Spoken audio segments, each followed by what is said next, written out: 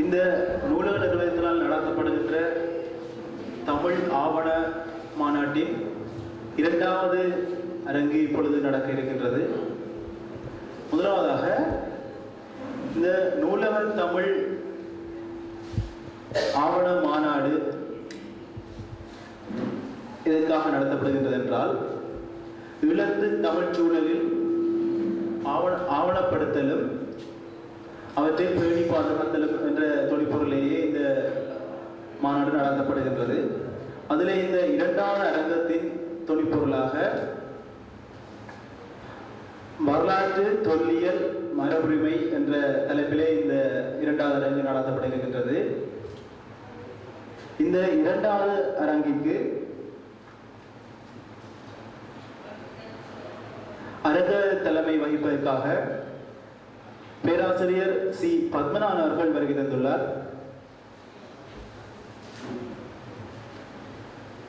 மற்றும் இந்த அரங்கிலே கட்டுரை சமர்ப்பிப்பதற்காக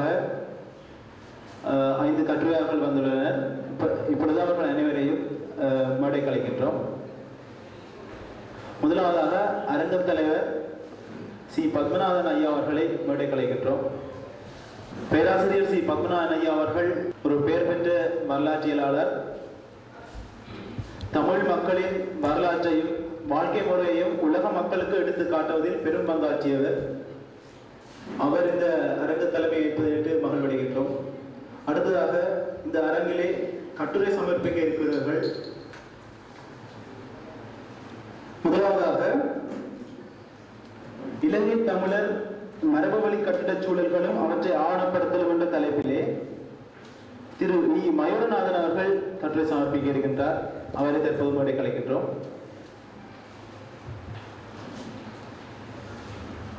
அடுத்ததாக யாழ்ப்பாண குடநாட்டில் டச்சுக்காரர்கள் கால பண்பாட்டு செல்வாக்கு ஒரு வரலாற்று பார்வை என்ற தலைப்பிலே முனைவர் கே அரிந்தவராஜா அவர்கள் கட்டுரை சமர்ப்பிக்க இருக்கின்றார்கள். அவரை தற்போது மேடைக்கு அழைக்கின்றோம்.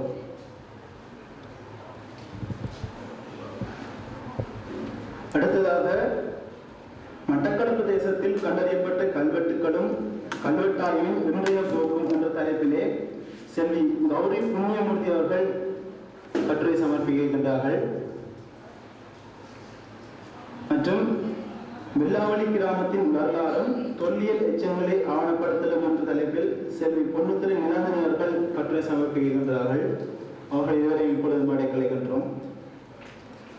இறுதியாக மட்டக்களப்பு படுகாமத்து சாசனங்கள் என்ற தலைப்பிலே திரு எஸ் கே சிவனேசன் அவர்கள் தமது கட்டுரை சமர்ப்பிக்க இருக்கின்றார். அவரை தற்பொழுது மேடைக்கு அழைக்கின்றோம்.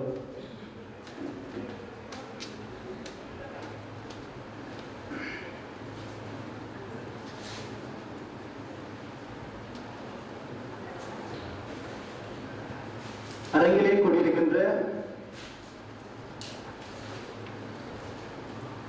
தலைவர் ஐயா அவர்களுக்கும் மற்றும் கட்டுரை சமர்ப்பிக்க போகும் அனைவருக்கும் வணக்கத்தை கூறி இந்த அரங்கத்தினை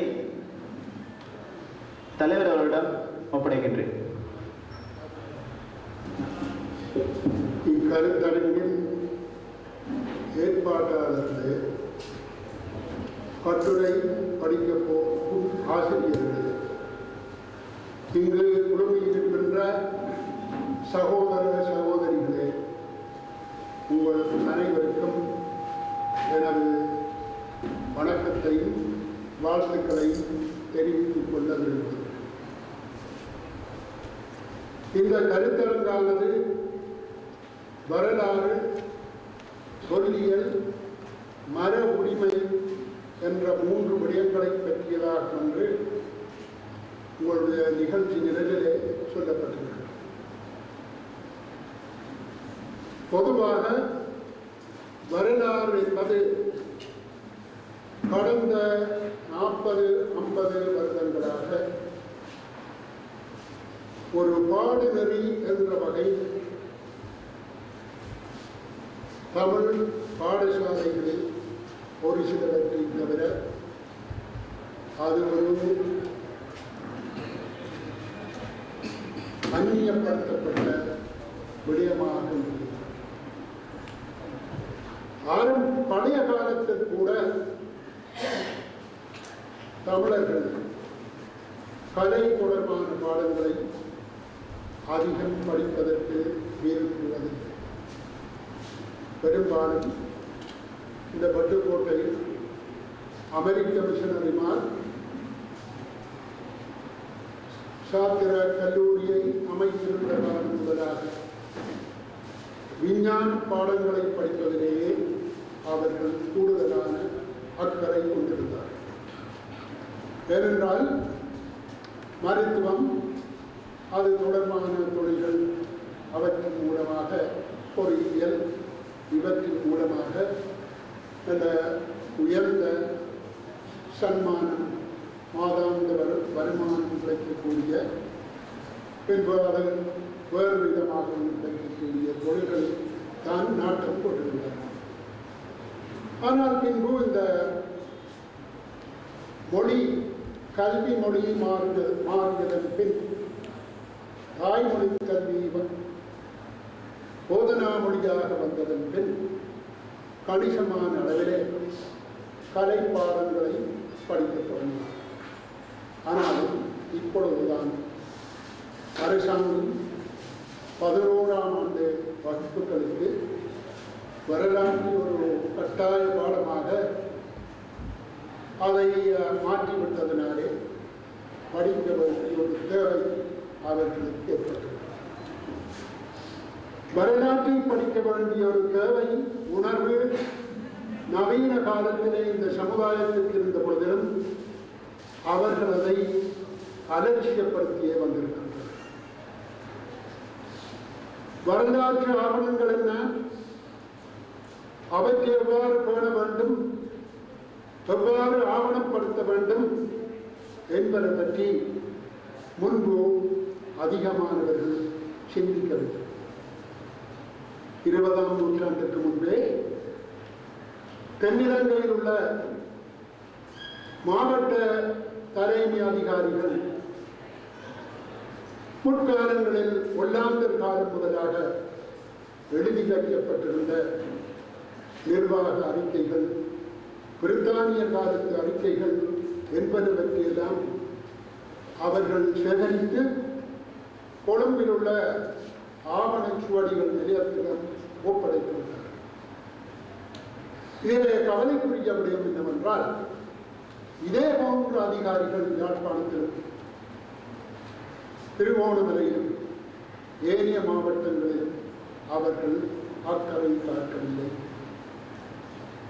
எனவே அங்கிருந்த மிகவும் பரந்த, மிக அதிகமான விவரங்களை கொண்ட ஒல்லாந்தர்களுடைய அறிக்கைகள், ஆவணங்கள், ஓம்புகள் எல்லாம், ஏடுகள் எல்லாம் விட்டுப்போன நிலை அடிந்து இருந்தாலும் இந்த ஒல்லாந்தர் காலம் முதலாகவே தமிழர்களுடைய நவீன வரலாற்றை ஆராயக்கூடிய ஒரு நிலை காணப்படுகின்றது.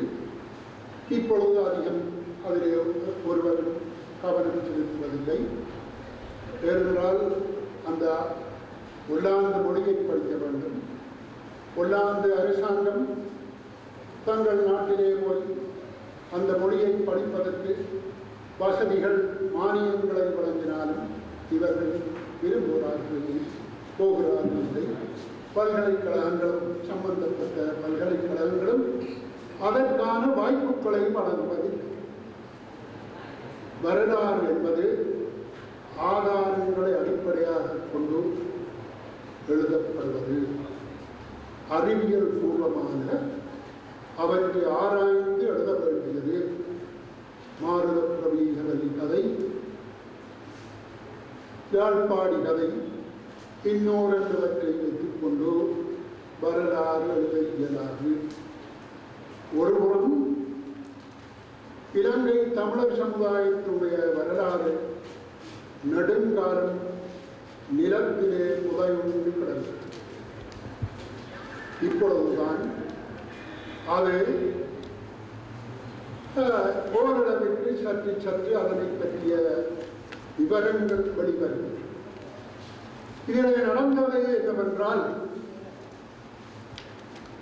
ஆய்வுகளை மேற்கொண்டு செய்த பொழுதிலும் 1970ஆம் ஆண்டிலே பென்சில்வேனியா பல்கலைக்கழகத்திலிருந்து வந்த ஒரு குழுவினர்கள் கந்தரோடையிலே அங்கிருந்த ஈமத்தளத்திலே ஆய்வு செய்து ஒரு அறிக்கையை இலங்கை தொல்பொருளியல் திணைக்களத்தாரிடம் அவர்களுடைய அனுசரணையோடு தான் அவர்கள் இந்த ஆய்வை நடத்தினார்கள். அவர்களிடம் ஒப்படைத்தார்கள். அவர்கள் அதை கிடப்பில் வைத்துவிட்டார்கள். இப்பொழுது 43 வருடங்களாகிவிட்டன. அதுபடி வரவில்லை.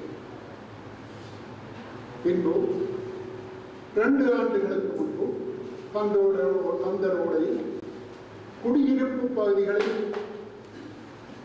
இவ்விதமான ஒரு அகழ்வாய்வினை நடத்தினார்கள். அதிலும் யாழ்ப்பாணத்து பல்கலைக்கழகமும் தொல்லியல் திணைக்களமும் கூட்டாக மேற்கொண்ட முயற்சி. அது அறிக்கை வரும் என்று சொல்லப்படுகின்றது. மிக அண்மை காலத்தில் வரக்கூடும் என்று நாங்கள் எதிர்பார்க்கிறோம். இதைவிட யாழ்ப்பாணத்திலே கோட்டையை முன்பு தமது ஆயுத குழுக்கள் தகர்த்து விட்டது. ஒல்லாந்து அரசாங்கம் இதை மீண்டும் அமைக்க வேண்டும். இடிந்த கோட்டை அமைப்பதனாலே ஒரு பிரயோசனம் இல்லை. தொல்பொருள் சின்னம் என்ற வகையில் பழைய பொருளுக்கு தான் அவ்வாறு கருதப்படத்தை ஒழிய அதை புதிதாக கட்டுவதில் ஒன்றுமில்லை. ஆனாலும் அவர்களுக்கு இதிலே ஏதோ கடுமையான அபிமானம்.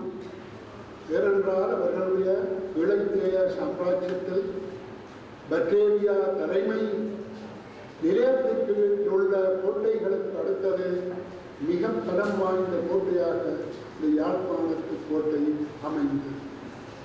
அதை தகர்த்தறிந்த சாதனை படைத்த சிறப்பு எங்களுக்கு.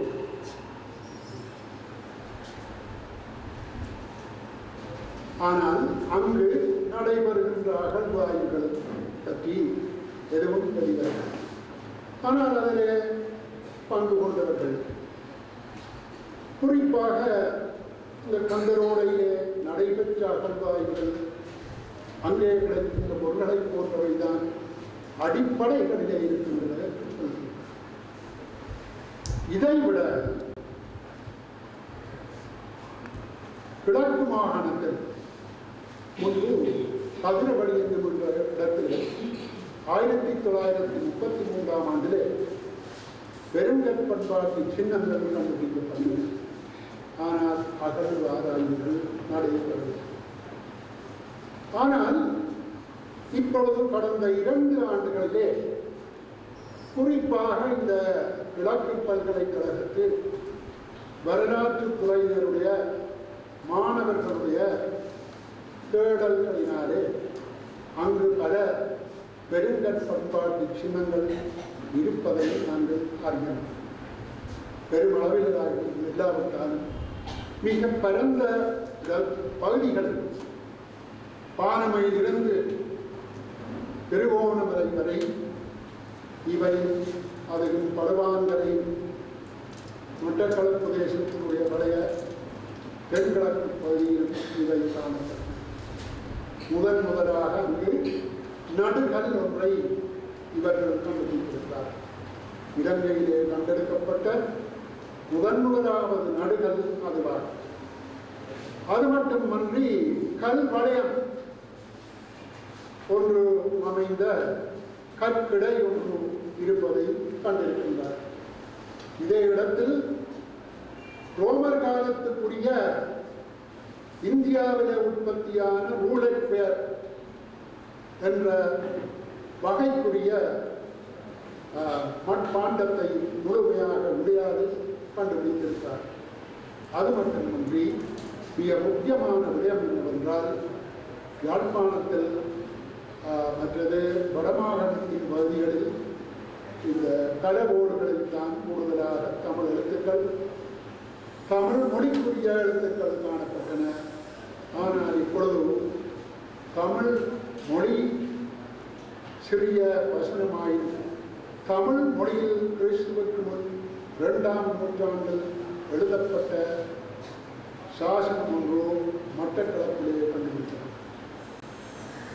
அது மட்டுமன்றி குசலான் மலை என்கின்ற இடத்தில் உள்ள அவையெல்லாம் பிராகிருத மொழியில் எழுதப்பட்டவை. ஏனென்றால் பௌத்தர்கள் எல்லாம் பிராகிருதத்திலே தான் எழுதினார்கள். அங்கும் இதே போல பண்பாளன் என்ற ஒரு சொல் தொடர் காணப்படும். இவற்றையெல்லாம் வைத்து பார்க்கும்போது பௌத்த சமயம் பரவிய பொழுது இலங்கையிலே பேசப்பட்ட மொழிகளிலே தமிழும் ஒன்றாக இருந்தது. அது பெருங்கல் பண்பாட்டின் படைச்சியோடு தொடர்புடையது.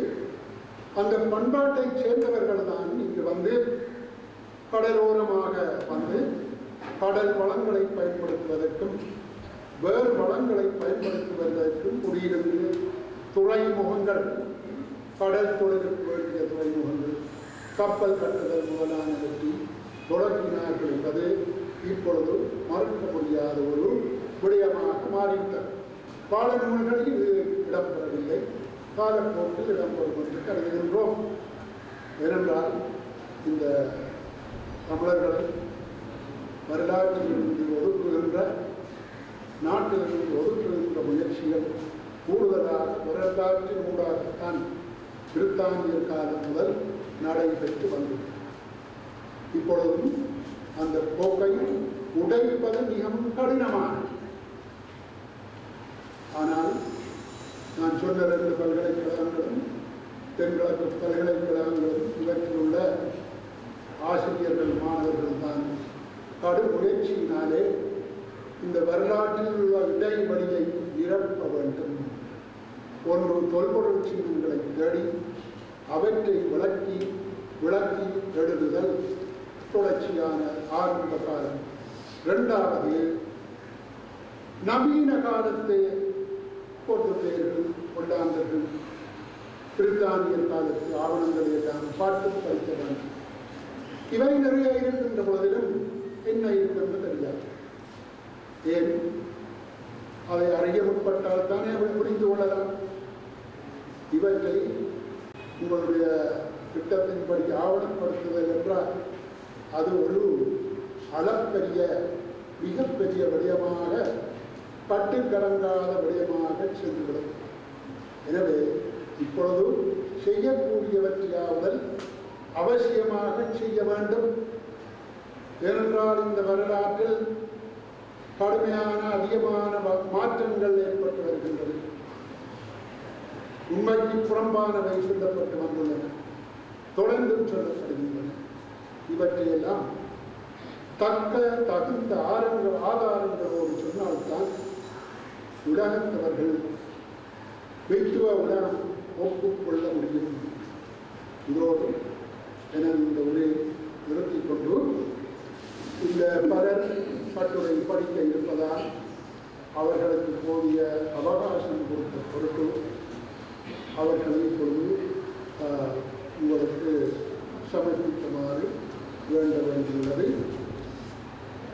ஒவ்வொருவரும் 12 நிமிடங்களுக்கு மேற்படாத கால எல்லையில் தங்கள் கட்டுரைகளை சமர்ப்பித்துக் கொள்ளலாம்.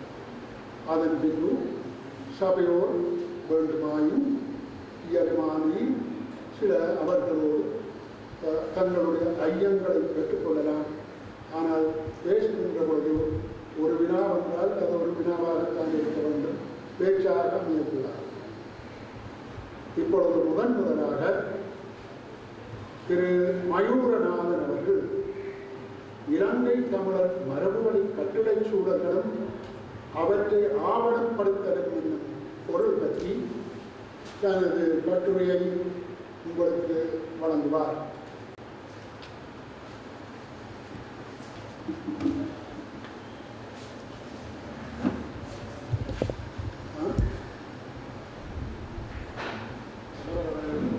இங்கே கட்டுரை சமர்ப்பிக்க வந்துள்ள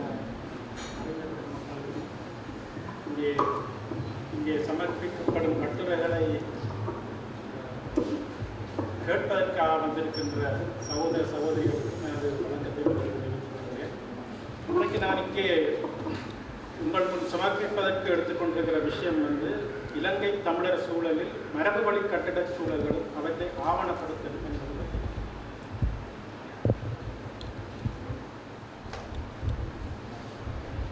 இப்போ இந்த தலைப்பில் நாங்கள் உள்ளே போகிறதுக்கு முதல் ஒரு விஷயத்தை நான் உங்களுக்கு சொல்ல விரும்புகிறேன். அதாவது கட்டிடச் சூழல் என்றால் என்ன? பொதுவாக கட்டிடச் சூழல் என்ற சொல் பொதுவாக பயன்படுத்தப்படுவதில்லை என்றபடியாக இந்த சொல்லை மட்டும் சற்று விளங்கப்படுத்த வேண்டியதாக. இந்த கட்டிடச் சூழல் என்பது பொதுவாக நாங்கள் எங்களை சுற்றி பார்த்தோம் என்றால் இயற்கையாக அமைந்த சூழல்கள் இருக்கின்றன. அவற்றை நாங்கள் இயற்கை சூழல்கள் என்று சொல்லுகிறோம். அதே நேரத்தில் மனிதர்கள் தங்களுடைய தேவைகளுக்காக இந்த இயற்கை சூழல்களை மாற்றி அல்லது தங்களுக்கு தேவையான சில சூழல்களை உருவாக்கி கொள்கிறார்கள். இத்தகைய சூழல்களை தான் நாங்கள் கட்டிடச் சூழல்கள் என்று சொல்கிறோம். சில வேளைகளில் இது உருவாக்க சூழல் அல்லது உருவாக்கிய சூழல் என்று சொல்வதும் உண்டு. மரபு வழி கட்டிடச் சூழல் என்றால் இந்த மரபு வழியாக வருகின்ற அறிவை பயன்படுத்தி உருவாக்கப்படுகின்ற சூழல்களை தான் நாங்கள் மரபு வழி கட்டிடச் சூழல் என்று இந்த கட்டுரையில் நான் குறிப்பிடுகிறேன். இந்த மரபு வழி கட்டிடச் சூழல்கள் இந்த ஒரு சமுதாயத்தினுடைய பண்பாட்டு கூறுகளினுடைய பௌதிக வெளிப்பாடாக விளங்குகிறது. அதே நேரத்தில் இது உருவான காலத்து பண்பாட்டு நிலைமையை மட்டும் வெளிப்படுத்துவது மட்டும் இல்லாமல் அவ்வக்காலங்களில் ஏற்படுகின்ற சமூக பொருளாதார அரசியல் தாக்கங்களினால் ஏற்படுத்தக்கூடிய மாற்றங்களையும் கூட இவை வெளிப்படுத்தக்கூடிய தன்மையை கொண்டிருக்கின்றன. அதே நேரத்தில் இந்த பண்பாட்டு நினைவுகளை நீண்ட காலம் பொதிந்து வைத்திருக்கக்கூடிய ஒரு தன்மையும் இந்த கட்டிடச் சூழல்களுக்கு உண்டு. சில வேளைகளில் ஒரு தனிப்பட்ட கட்டம் ஒரு குறுகிய காலம்தான் இருக்கக்கூடும். ஆனாலும் அந்த கட்டிடம் சார்ந்த வகை பல நூற்றாண்டுகளுக்கு இருக்கக்கூடிய வலிமை.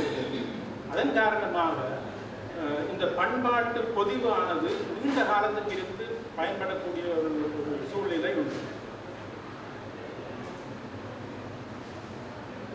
இந்த மரபு வழி கட்டிடச் சூழல்களை நாங்கள் எடுக்கும் பொழுது இதை ரெண்டு விதமாக நாங்கள் பார்க்கலாம். ஒன்று இந்த பெரிய பெரிய கட்டிடங்கள் அரசர்களாலும் ஒரு சமூகத்தின் உயர்நிலையில் உள்ளவர்களாலும் கட்டப்படுகின்றவை. இதை நாங்கள் உயர்குடி சார்ந்த கட்டிடங்கள் என்று சொல்ல முடியும்.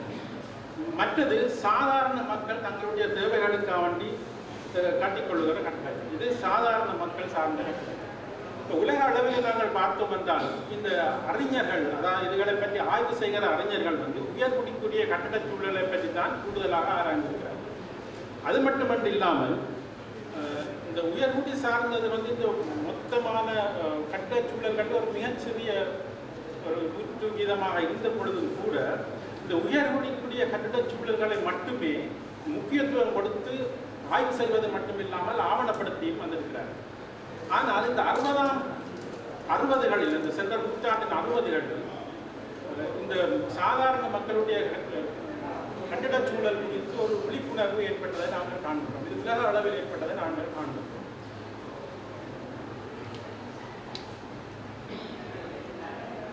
இதில் நாங்கள் முக்கியமாக பார்த்தோம் என்றால் போல் ஆலிவர், ஆமோஸ் ரக்கப்போர்ட் போன்ற அறிஞர்கள் இந்த சாதாரண மக்களுடைய கட்டிடச் சூழல்களை உலகம் முழுவதிலும் சென்று ஆராய்ந்து நூல்களை எழுதியிருக்கிறார்கள். இதிலும் முக்கியமாக இந்த ஆமோஸ் ரக்கப்போர்ட் என்பவருடைய நூல்களை நாங்கள் பார்த்தோம் என்று சொன்னால் அது பிற்காலத்திலே இந்த மரபுவழி கட்டிடச் சூழல்களை பற்றி ஆராய்வதற்குரிய ஒரு கோட்பாட்டு அடித்தளத்தை உருவாக்கி கொடுத்தது என்று நாங்கள் சொல்லலாம். இப்போ நமது பகுதிகளை நாங்கள் எடுத்துக்கொண்டால் இங்கே உயர்குடிக்குரிய கட்டிடச் சூழல்கள் கிடையாது. அதன் காரணமாக இந்த எங்களுடைய பண்பாட்டு வரலாற்றை ஆராய்வு செய்கிறதில் இந்த கட்டிடச் சூழல்களுடைய பங்கு மிகவே இல்லாமல் இருக்கு என்றுதான் சொல்ல முடியும். ஆனால் இந்த 60களில் இந்த நிலைமை மாறிய பொழுதும் கூட நமது சூழல்களில் இருக்கிற நமது கட்டிடச் சூழல்களை இந்த பண்பாட்டு வரலாற்றை ஆராய்வதற்கு பயன்படுத்திக் கொள்ளலாம் என்ற ஒரு வாய்ப்பு இருந்தும் கூட இதற்குரிய விழிப்புணர்வு அதிகமாக ஏற்படவில்லை என்றுதான் நாங்கள் சொல்லலாம். இந்த யுனெஸ்கோவினுடைய ஆலோசனை அமைப்பான ஐகோமோஸ் என்பது இந்த பண்பாட்டுக்கான மரபு உரிமை மனித உரிமையினுடைய ஒரு பகுதி என்று பிரகடனப்படுத்தியிருக்கிறார். அது மட்டும் இல்லாமல் இந்த உரிமையை காப்பாற்றிக் கொள்வதற்கான கடப்பாடு அரசாங்கங்களுக்கும் அல்லது பெரிய அமைப்புகளுக்கும் மட்டும் இல்லாமல் ஒவ்வொரு தனிப்பட்டவர்களுக்கும் இருக்கு என்பதையும் அவர்கள் எடுத்து காட்டியிருக்கிறார். ஸோ இந்த அடிப்படையில் பார்க்கும் பொழுது எங்களுடைய பகுதிகளில் உள்ள மரபு வழி கட்டிடச் சூழல்களை ஆராய்ந்து ஆவணப்படுத்த வேண்டிய பொறுப்பு எங்கள் எல்லாருக்கும் இருக்கு என்பதை நாங்கள் அறிந்து கொள்ள முடியும்.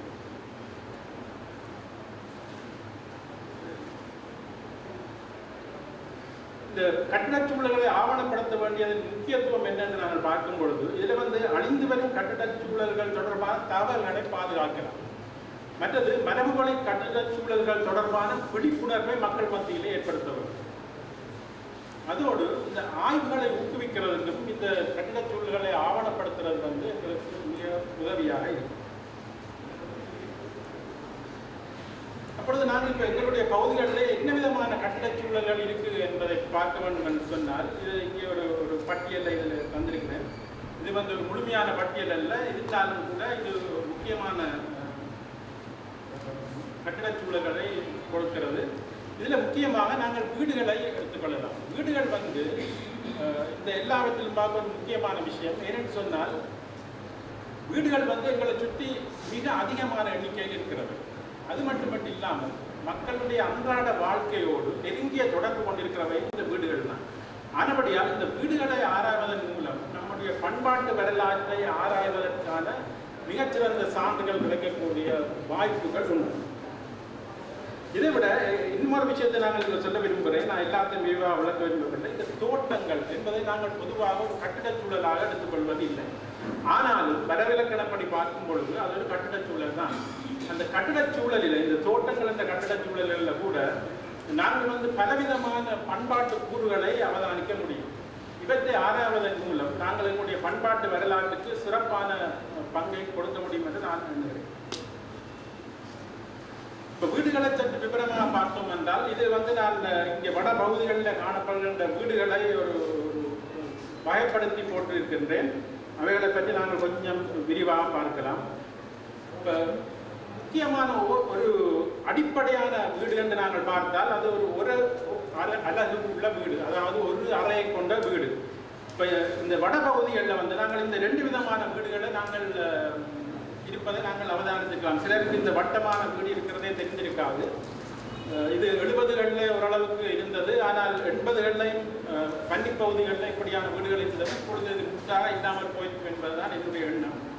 ஆனாலும் இங்கே மட்டக்களப்பிலிருந்து வந்த ஒரு அறிஞர் சொன்னார், இது வேடர்களுடைய வீடுகள் இப்படியான அமைப்பிலே இருக்கின்றன என்று. ஆனபடியால் இதற்குரிய தொடர்புகளை நாங்கள் ஆராய வேண்டிய அவசியம் இருக்கிறது. இது 70ஆம் ஆண்டு அம்பனிலும் தண்ணீர் வீட்டு பகுதியிலும் எடுத்த வீடுகளினுடைய படங்கள். இந்த வட்ட வீடுகள். மற்றது யாழ்ப்பாண பகுதியில் மிக முக்கியமாக காணப்பட்ட வீடுகளில் இந்த 3 அலகு வீடுகள் என்றது ஒன்று. இது 2 விதமாக இதில் முக்கியத்துவம் இருக்கு. ஒன்று இது ஓரலகு வீட்டினுடைய ஒரு பிரிவு என்ற அளவில் இதை நாங்கள் பார்க்கலாம். இரண்டாவது வகையில் நாங்கள் பார்க்கிறோம்னு சொன்னால் இந்த உயர்ந்த அந்தஸ்தை குறிக்கக்கூடிய இந்த நாட்சார் வீடுகள் என்று சொல்லப்படுகின்ற வீடுகளினுடைய முக்கியமான கூறுகளினுடைய தொடக்க நிலையை இவை குறிக்கிறதை நாங்கள் பார்க்கிறோம். இதில் இந்த முற்றங்கள் மற்றது இந்த அறை முதலியன இவைகளுக்குரிய தொடர்புகள் எல்லாம் இந்த நாட்சார் வீடுகளில் இருக்கின்ற அமைப்பை எடுத்துக்காட்டுவனவாக இருக்கின்றன. இப்போ இது நாச்சார் வீடுகள் நீங்கள் யாழ்ப்பாணத்தில் பார்த்தீங்கன்னு சொன்னால் இது மிக அண்மை காலம் வரை இந்த நாச்சார் வீடு ஒரு பிரபலமான ஒரு வீடாக இருந்திருக்கின்றது. ஆனாலும் கூட அதில் முன்னுக்கு இருந்த வீடுகள் பிற்பகுதியில் இருந்த வீடுகளை விட சற்று வித்தியாசமானவை. ஆனபடியாக நான் இதை முந்திய நாச்சார் வீடு பிந்திய நாச்சார் வீடு என்று 2 விதமாக பிரித்து பார்க்கிறேன். இதை நீங்கள் பார்த்தீர்கள் என்றால் இதில் இந்த முந்திய நாச்சார் வீடுகளில் முக்கியமான அமைப்பு இந்த திண்ணைகள் நடைகள் என்று சொல்லி தரை ஒரே மட்டத்தில் இருக்கிறது இல்லை. நடுவில் நடக்கிறதுக்காக வட்டமான இடமாகவும் திண்ணைகள் இருப்பதற்காக கொஞ்சம் உயரமாகவும் இருக்கும். இப்படியான இதுகள் ஒரு தளபாட பாவனை இல்லாத ஒரு சமுதாயத்தினுடைய நிலைமையை குறிக்கிறதாக நாங்கள் கொள்ள வேண்டும். இப்போ இது அந்த குறிப்பிட்ட நாச்சார் வீட்டினுடைய சில அடிஷனல் படங்கள். இப்போ இதில் நீங்கள் பார்த்தீங்கன்னு சொன்னால் இதில் ஒரு முப்பரிமாணத்தில் நான் இந்த படத்தை கொடுத்திருக்கிறேன். மற்றது இது யாழ்ப்பாணம் பன்னார்கண்ணையில் இருந்த ஒரு வீடு. இது இப்பொழுது முற்றாகவே அழிந்து விட்டது. இது இந்த நாச்சார் வீடுகளுக்கு ஒரு சிறப்பான ஒரு எடுத்துக்காட்டாக விளங்கக்கூடிய ஒரு வீடு. முற்றிலும் மரத்தாலான அலங்காரத்தோடு கூடியது. அது இப்பொழுது இல்லாமல் போய்விட்டது. இது தற்காலத்தில் இப்பவும் இருக்கும் என்று நினைக்கிறேன். இருக்கின்ற ஒரு நாச்சார் வீடு கிட்டத்தட்ட அதே போன்ற இயல்புகளை கொண்டதென்றபடியால் நான் இதில் குறித்திருக்கிறேன். ஆனாலும் இது ஒரு சரியான எடுத்துக்காட்டு என்று சொல்ல முடியாது. மற்றது இன்னொரு வகையான வீடுகளை நாங்கள் பார்த்தோம் என்று சொன்னால், இது வந்து இந்த டானா வடிவத்தில் அமைந்த வீடுகள். இது இந்த முக்கியத்துவம் என்ன சொன்னால், இதில் இது சாதாரணமாக யாழ்ப்பாணத்தில் இப்பொழுதும் காணப்படுகின்ற வீடுகள் பல அளவுகளில் இது காணப்படுது. ஆனாலும் இதில் இந்த முக்கியத்துவம் என்னென்னு சொன்னால், இது சமூகத்தினுடைய ஒரு காலகட்டத்தில் எங்களுடைய பொருளாதார மேம்பாட்டை விளக்குவதற்காக இதை நாங்கள் ஒரு இதாக பயன்படுத்தக்கூடும். அதாவது மண் வீடுகள் கல்வீடாக மாற தொடங்கின காலத்து வீடுகள் தான் இவை. அது மட்டுமன்று இல்லாமல் இது வந்து ஒரு, அதாவது நான் முதலே சொன்னேன், இந்த நாச்சார் வீடுகள் வந்து ஒரு உயர்ந்த சமூக அந்தஸ்து கொண்டதாக இருந்தது என்று. அப்ப அந்த உயர்ந்த சமூக அந்தஸ்து கொண்ட ஒரு நிலைமைக்கு மாறுவதற்கான ஒரு இடைநிலையாகவும் இந்த டானா வடிவ வீடுகளை நாங்கள் கருத்தில் எடுத்துக்கொள்ளலாம். இது வந்து ஒரு சிறிய டானா வடிவ வீட்டினுடைய அமைப்பு படம். இது வந்து இதே டானா வடிவ வீடு மிகப்பெரிய வீடாகவும் இருக்கின்றது. 2 மாடிகளை கொண்ட ஒரு வீடாக இந்த டானா வடிவ வீடு ஒன்று இப்பொழுதும் யாழ்ப்பாணத்தில் இருக்கிறதை பார்க்கிறோம். இந்த பிந்திய நாச்சார் வீடுகள் என்று நான் ஏற்கனவே சொல்லியிருக்கிறேன். அதில் வந்து இந்த திண்ணைகள் நடைகள் என்பவற்றை எல்லாம் ஒரே மட்டமாக ஆக்கிவிட்டு அதில் வந்து தளபாடங்கள் பாவிக்கக்கூடிய அளவுக்கு செய்திருக்கின்றார்கள். அது மட்டுமன்று இல்லாமல் இந்த முந்தைய நாச்சார் வீடுகள் இப்போ முகப்பை நீங்கள் பார்த்தீங்கன்னா முன்னோக்கி சரிந்திருக்கும் ஒரு தாழ்ந்த அமைப்பு கொண்டதாக இருக்கின்றது. அது வந்து பிற்காலத்தில் வந்து நிமிர்ந்த முகப்பு கொண்டவையாக மாறிவிட்டது. அது வந்து இந்த பிந்திய நாச்சார் வீடுகளில் ஒரு இயல்பாக நாங்கள் பார்க்கக்கூடியதாக இருக்கிறது. இந்த தொடக்க நிலையில இந்த இந்திய நாச்சார் வீடுகளில் கூட இந்த மாதிரியான முன்னே சரிந்து வருகிற தாழ்ந்த அமைப்பு கொண்ட முகப்புகள் இருந்தன. பிற்காலங்களில் வந்து இந்த மாதிரி நிமிர்ந்த முகப்பு கொண்ட, அது ஒரு சமூக அந்தஸ்தை குறிக்கக்கூடியதான ஒரு நிலைமையை ஏற்படுத்தி இருக்கிறது. இது இந்த பிந்திய நாச்சார் வீடு உட்பக்கம். இதை நீங்கள் பார்த்தீங்கன்னா இதில் உள்ள தூண்கள் எல்லாம் முந்தைய நாச்சார் வீடுகள் எல்லாம் மரத்தில் இருந்தது. சாதாரண எங்களுடைய கலாச்சாரத்தின் சின்னங்களாக இருந்தன. இப்பொழுது வந்து மேநாட்டு தாக்கங்களை நாங்கள் இதில் பார்க்கிறோம். இந்த தற்கால வீடுகளை நான் இதில் குறிப்பிட்டிருக்கிறேன். மரபு வழியை பற்றி பேசும்போது தற்கால வீடு இதில் வருது யாராவது கேட்கலாம். இதில் முக்கியமாக இதில் குறிப்பிட வேண்டியது என்னன்னு சொன்னால், இந்த தற்கால வீடுகளிலும் கூட இந்த நம்முடைய பண்பாட்டு தொடர்ச்சி இன்னும் இருக்கிறத நாங்கள் ஆராய்ந்து பார்த்தால் அவதானிக்க முடியும். ஆகவே இந்த தற்கால வீடுகளையும் எல்லா மரபு வழி வீடுகளோடும் சேர்த்து ஆராய வேண்டியது எங்களுடைய கடமை. மட்டுமன்று இல்லாமல் அவைகளை ஆவணப்படுத்தி வைக்க வேண்டியது எங்களுடைய கடமை தான். இது தற்கால வீடுகள் சிலவற்றினுடைய தோற்றம். இதை விட நான் இதை பற்றி விரிவாக சொல்ல விரும்பவில்லை. இந்த மடங்கள் வந்து எங்களுடைய பண்பாட்டு வரலாற்றில் ஒரு முக்கியமான இடத்தை பெற்றிருந்தன. இதில் நான் இந்த ஒரு மடம், இதில் இருக்கிற மடம் வந்து ஒரு தெருவோர மடம், ஆறுகால் மடம் என்று சொல்லப்படுகிறது, ஆனைக்கோட்டையில் இருந்தது. இது ஒரு முழுமையான மடம் என்று சொல்லலாம். வேண்டாம், இதில் ஒரு மடத்தினுடைய எல்லா அங்கங்களும் இருக்குது. அதாவது சுமை தாங்கி, ஆவுரோஞ்சிக்கல், கிணறு, ஆடுகால், மக்கள் தங்குவதற்குரிய சிறிய ஒரு அமைப்பு எல்லாம் இருக்குது. அது இப்பொழுது முற்றாக அழிந்து விட்டது. அதே போல இங்கே சத்திரத்து சந்தி என்று சொல்லி யாழ்ப்பாணத்தில் இருக்கிற ஆஸ்பத்திரி வீதி, கேகேஎஸ் வீதி சந்தையில் இருந்த ஒரு கட்டடம். அது ஒரு மிகவும் அருமையான கட்டடம். அது என்ன காரணத்தினாலும் தெரியல, அது நாங்களாகவே வைத்து விட்டோம். அதில் ஓவியங்கள் கூட அதில் இருந்தன. அது ஏன்னு தெரியவில்லை. மற்றது இது கோப்பாயில் இருந்த ஒரு பூதர் மடம் என்று சொல்லப்படுகிற மடம். அது இந்த படம் வந்து 70 எடுத்தது. இப்பொழுது இது முற்றாக அழிந்து போகிறது. ஸோ இந்த இதுகளை சொல்லும் பொழுது நான் இன்னொரு விஷயத்தை முக்கியமாக குறிப்பிட வேண்டும்.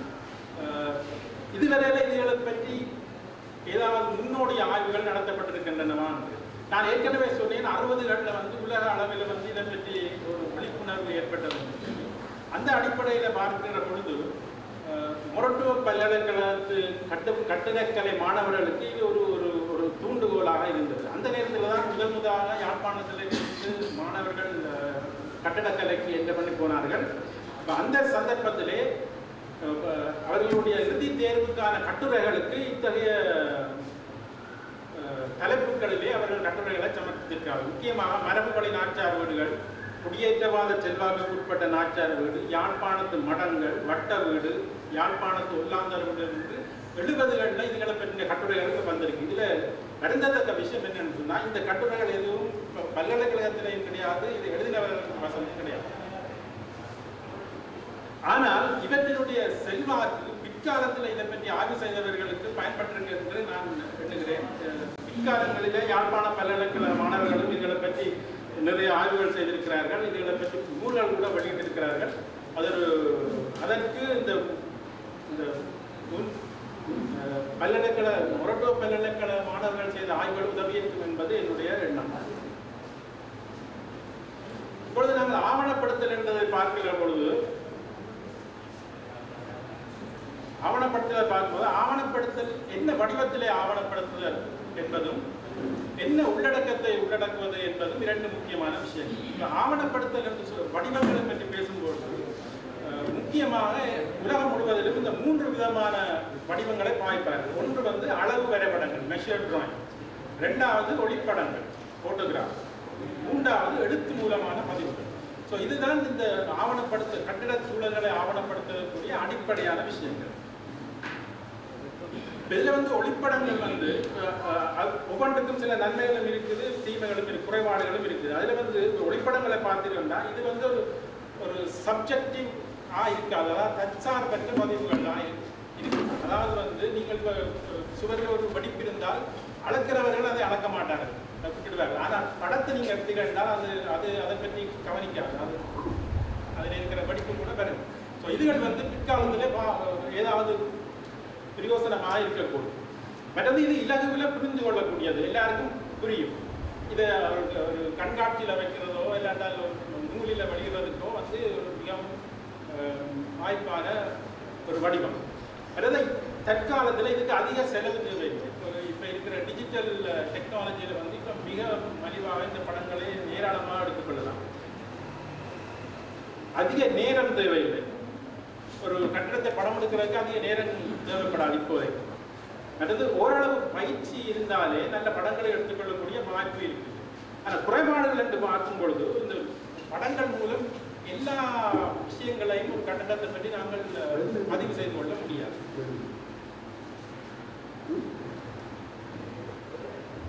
அதோடு இந்த ஒளிப்படங்கள்ல இருந்து அளவுகளை பெற முடியாது. ஒரு கட்டிடத்தினுடைய கதவினுடைய உயரம் என்னென்று நாங்கள் அறிந்து கொள்ள முடியாது. ஸோ இது இந்த ஒளிப்படங்களுடைய ஒரு குறைபாடு. இது சில ஒளிப்படங்கள், உதாரண ஒளிப்படங்கள், அதாவது யுஎஸ்னுடைய இந்த ஹிஸ்டாரிக் அமெரிக்கன் பில்டிங் சர்வே மூலம் எடுக்கப்பட்ட படங்கள் அவர்களுடைய வெப்சைட்டில் எடுத்தது. இதுகள் என்ன மாதிரி ஒளிப்படங்கள் மூலம் பதிவு செய்கிறதுக்கு எடுத்துக்காட்டாக இருக்கிறது. மற்றது அளவு வரைபடங்கள் எல்லாருக்கும் தெரியும். இது பல விதமான படங்கள் மூலம் நாங்கள் ஒரு கட்டிடத்தை ஆவணப்படுத்தலாம். அதாவது பிளான், கிடைப்படம், இலைப்படம், மற்றது வெட்டுப்படம், செக்ஷன்ஸ் என்று சொல்வார்கள்.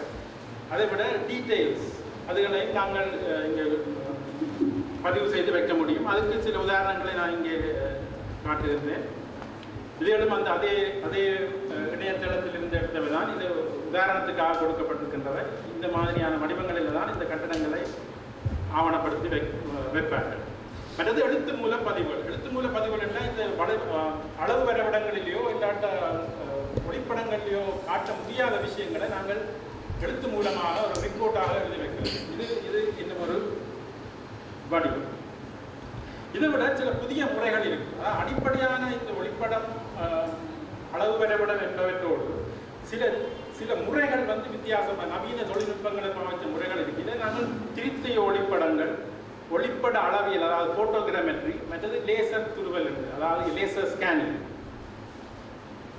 இது இந்த திருத்திய ஒளிப்பட முறையில் எடுக்கப்பட்ட ஒரு படம். பொதுவாக நாங்கள் படம் எடுக்கும்போது நீங்கள் பார்க்கலாம், இந்த அந்த பக்கத்தில் உள்ள மாதிரி தான் படம் வரும். அதாவது நிலக்குத்தாக இருக்கிற பகுதிகள் எல்லாம் சரிந்த மாதிரி தெரியும். அதுகளில் இருந்து நாங்கள் அளவுகளை எடுக்க முடியாது. ஆனால் அதுகளை தற்காலத்தில் இருக்கின்ற மென்பொருள்கள் மூலம் இந்த மாதிரி அடுத்த பக்கத்தில் உள்ள வடிவத்துக்கு மாற்றிக்கொள்ளலாம் தான்.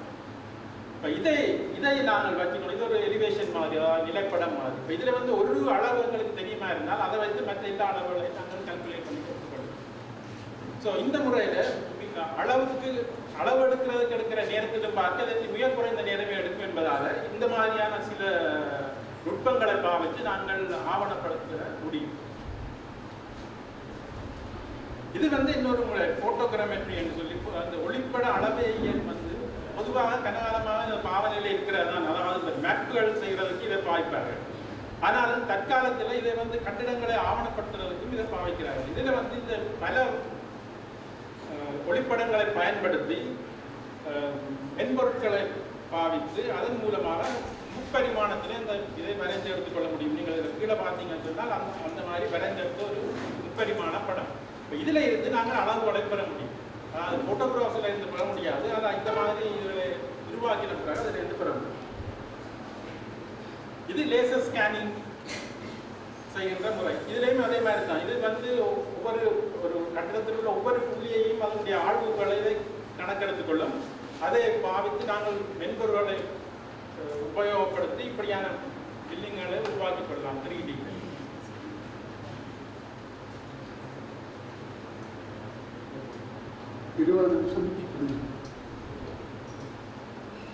சரி, இந்த அளவில் நான் இதை நிறுத்திக் கொள்கிறேன். ஏன்னு சொன்னால் அளவுக்கு முறை போக முடியாது. இன்னும் இதில் கொஞ்சம் விஷயம் தான் இருக்குது, அது பிரச்சனை இல்லை. அதாவது என்னன்னு சொன்னால் இந்த கட்டிடத்தில் உள்ளடக்கங்கள் இந்த மாதிரி என்று பார்க்கிற பொழுது கட்டிட கூறுகளினுடைய விஷயங்களை நாங்கள் எடுத்துக்கொள்ள வேண்டும். அதுகளுக்கு நான் இந்த உதாரணங்களை படங்கள் மூலம் தந்திருக்கிறேன்.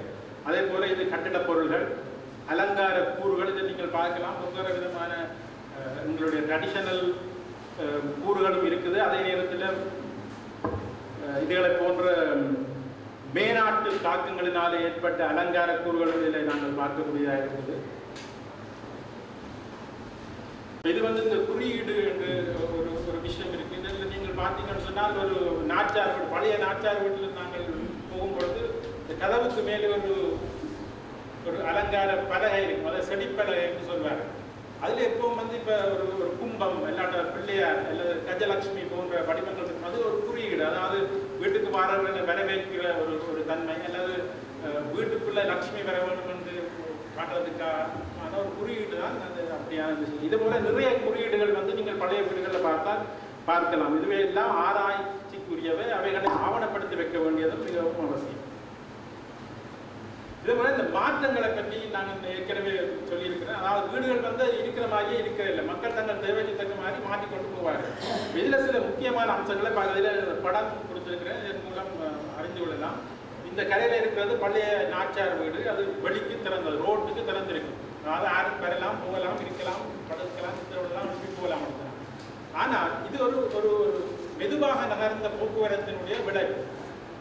பிற்காலத்தில் இந்த போக்குவரத்து வேகமாக போகிறங்கிற காலத்தில் எல்லாம் இதுக்கு பயன்பாடு இல்லாமல் போய்விட்டது. அது ஒரு மக்களுக்கு ஒரு சொல்லையாக போய்விட்டது.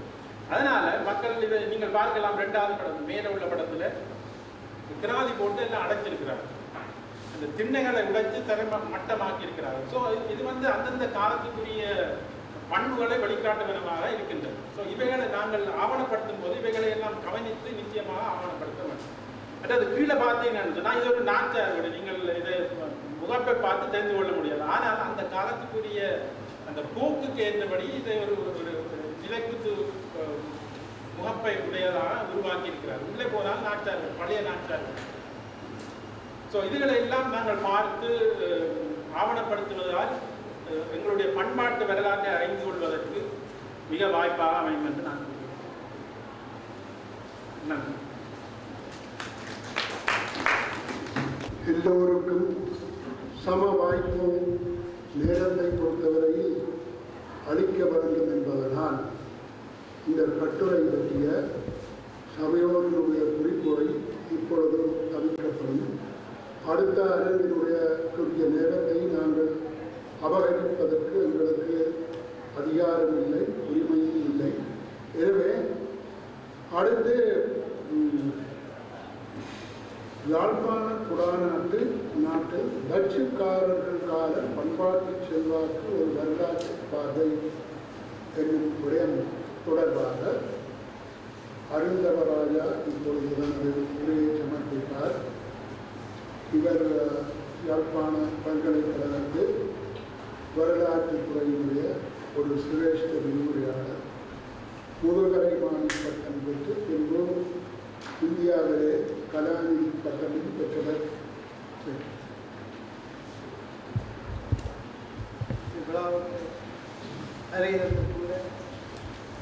பேராசிரியர் பத்மநாத் சார் அவர்களே மற்றும் கட்டுரைகளை வாசிப்பதற்கு வந்திருக்கின்ற நண்பர்களே, பார்வையாளராக வீற்றிருக்கின்ற எனது சகோதரங்களே, ஆசிரியர்களே, நண்பர்களே, எல்லோருக்கும் முதற்கண் வணக்கத்தை தெரிவித்துக் கொள்கிறேன். என்னுடைய இந்த ஆய்வு கட்டுரையின் தலைப்பு யாழ்ப்பாண குடாநாட்டில் டச்சுக்காரர்கள் கால பண்பாட்டு செல்வாக்கு. 16ஆம் நூற்றாண்டின் ஆரம்பத்தில் இலங்கைக்கு போர்த்துகேயர்கள், டச்சுக்காரர்கள் சொல்றது உள்ளார்கள், அவர்களை தொடர்ந்து டச்சுக்காரர்கள், அவர்கள் பின்பாக ஆங்கிலேயர்கள் என ஐரோப்பிய இனத்தவர்கள் இலங்கையில் தொடர்ச்சியாக இலங்கையை கைப்பற்றி தங்களுடைய ஆதிக்கத்தின் கீழ் வைத்திருந்தனர். இந்த யாழ்ப்பாண குடாநாடு முழுவதும் அவர்களுக்கு அடிமைப்பட்டு கிடந்ததன் பின்னணியில் இப்பகுதிகள் யாவும் ஐரோப்பியர்களது பண்பாட்டு செல்வாக்குக்கு உட்பட்ட பிராந்தியங்களாக பொதுவாக மாறிக்கொண்டன. இந்து மதத்திலும் இந்து பண்பாட்டிலும் ஊறி போயிருந்த யாழ்ப்பாண குடாநாட்டு மக்களுக்கு கல்வியினையும் சில சலுகைகளையும் வழங்குவதன் மூலமாகவும் இன்னும் சில வேளைகளில் பலாத்காரத்தை பயன்படுத்துவதன் மூலமாகவும் தங்களது அரசியல் நடவடிக்கைகளை மட்டுமன்றி யாழ்ப்பாண குடாநாட்டில் பண்பாட்டு செல்வாக்கினையும் அவர்கள் கூடவே ஏற்படுத்தி இருந்தனர். பொதுவாக டச்சுக்காரர்களால் யாழ்ப்பாண குடாநாட்டில் ஏற்படுத்தப்பட்ட இந்த பண்பாட்டு செல்வாக்கானது மதம், மொழி, இலக்கியம், கலை, வாழ்க்கை முறை போன்ற பல்வேறு வடிவங்களில் ஏற்படுத்தப்பட்டன. பொதுவாக பார்த்தா தெரியும், போர்த்துகேயருக்கு அடுத்த நிலையில் இலங்கைக்கு வந்தவர்கள் தான் டச்சுக்காரர்கள். ஆனால் போர்த்துகேயர்கள் ஆட்சி நடந்து கொண்டு இருந்த கடைசி கால பகுதியில் இலங்கையை கைப்பற்றிய டச்சுக்காரர்கள் போர்த்துகேயர்களுடைய தேவாலயங்கள் உட்பட அவர்களுடைய கட்டிடங்கள் சகலதையும் அழித்தார்கள், அவருடைய பண்பாட்டு அம்சங்களை அழித்தார்கள். ஆனால் டச்சுக்காரர்களை தொடர்ந்து வந்த ஆங்கிலேயர்கள் டச்சுக்காரர்களை போல் மோசமாக நடந்து கொள்ளாமல் ஓரளவுக்கு கட்டுப்பாடான ஒரு நிலையில் செயற்பட்டதன் காரணமாக இன்று வரையும் டச்சுக்காரர்களின் சில பண்பாட்டு அம்சங்களை பார்க்கக்கூடியதாக இருந்தது. ஆனால் டச்சுக்காரர்கள் போர்த்துகேயர்களுக்கு செய்த அட்டூழியங்கள் அல்லது அவர்களுடைய கலை அம்சங்களை அளித்தது போல ஆங்கிலேயர்கள் அந்த அளவுக்கு முக்கியத்துவம் கொடுக்காத காரணத்தினால் இன்றும் பெரும்பாலான டச்சுக்காரர்களின் பண்பாட்டு அம்சங்களை யாழ் குடாநாட்டில் பார்க்கக்கூடியதாக இருக்கின்றது. இந்த ஆய்வு கட்டுரையின் நோக்கம் இந்த டச்சு கால பகுதி சம்பந்தமாக பல்வேறு ஆராய்ச்சியாளர்கள், பேராசிரியர் பத்மநாதன் உட்பட பல்வேறு ஆராய்ச்சியாளர்கள், பேராசிரியர் அரசரட்னம் ஒரு பல ஆராய்ச்சியாளர்கள் ஆய்வு செய்திருந்தாலும் கூட பண்பாட்டு அம்சங்கள் தொடர்பாக தனிப்பட்ட ரீதியில் ஒருங்கிணைக்கப்பட்டு அத்தகைய ஆய்வுகள் மேற்கொள்ளப்படவில்லை. அத்தகைய குறைபாட்டை என்னுடைய ஆய்வு கட்டுரை ஓரளவுக்காவது பூர்த்தி செய்யும் என நான் நம்புகின்றேன். அது மட்டுமல்ல, டச்சுக்காரர்களின் ஆட்சியில் யாழ்ப்பாண குடாநாட்டில் ஏற்பட்ட புதிய பண்பாட்டு அம்சங்களை கண்டறிவதும் அவை எந்த அளவுக்கு பாரம்பரிய யாழ்ப்பாண பண்பாட்டில் மாற்றங்களை ஏற்படுத்தின என்பதும் அத்தகைய பண்பாட்டு அம்சங்கள் தற்காலத்திலும் தொடர்கின்றனவா என்பதை ஆராய்வதும் அதனை ஆவணப்படுத்துவதும் தமிழ் பேசுகின்ற சமுதாயத்தின் ஒரு கட்டாய கடமையுமாக உள்ளது. இத்தகைய நோக்கங்களை என்னுடைய கட்டுரை நிறைவு செய்யும் என நான் எண்ணுகின்றேன். இவ்வாய்வில் பொதுவாக வரலாற்று ரீதியான அணுகுமுறை என்னால் பின்பற்றப்பட்டுள்ளது. சமகாலத்தில் மதப்பரப்புரைக்காக வந்த புரட்டஸ்தாந்து குருமார்கள் எழுதிய குறிப்புகள், நெதர்லாந்து சென்று யாழ்ப்பாணம் தொடர்பாக சில சான்றுகளை சேகரித்து எழுதப்பட்ட சில நூல்கள், கட்டுரைகள், டச்சுக்காரர்கள் கால நினைவு சின்னங்கள், அழிபாடுகள் போன்றன முதல் தர சான்றுகளாக இக்கட்டுரைக்கு என்னால் பயன்படுத்தப்பட்டுள்ளன. ஆய்வுக்கு தேவையான இரண்டாம் தர சான்றுகள் வரிசையில் டச்சுக்காரர்கள் காலம் தொடர்பாக பிற்பட்ட காலங்களில் எழுதப்பட்ட நூல்கள், ஆராய்ச்சி கட்டுரைகள், இணையத்தில் இருந்து பெறப்பட்ட தரவுகள், இத்துறையில் ஈடுபாடு கொண்ட அறிஞர்கள், ஆராய்ச்சியாளர்கள் போன்றவர்களிடமிருந்து பெறப்பட்ட தகவல்கள் என்பன என்னால் பயன்படுத்தப்பட்டுள்ளன. 1658ஆம் ஆண்டு இலங்கையின் கரையோரங்களை டச்சுக்காரர்கள் கைப்பற்றினார்கள்.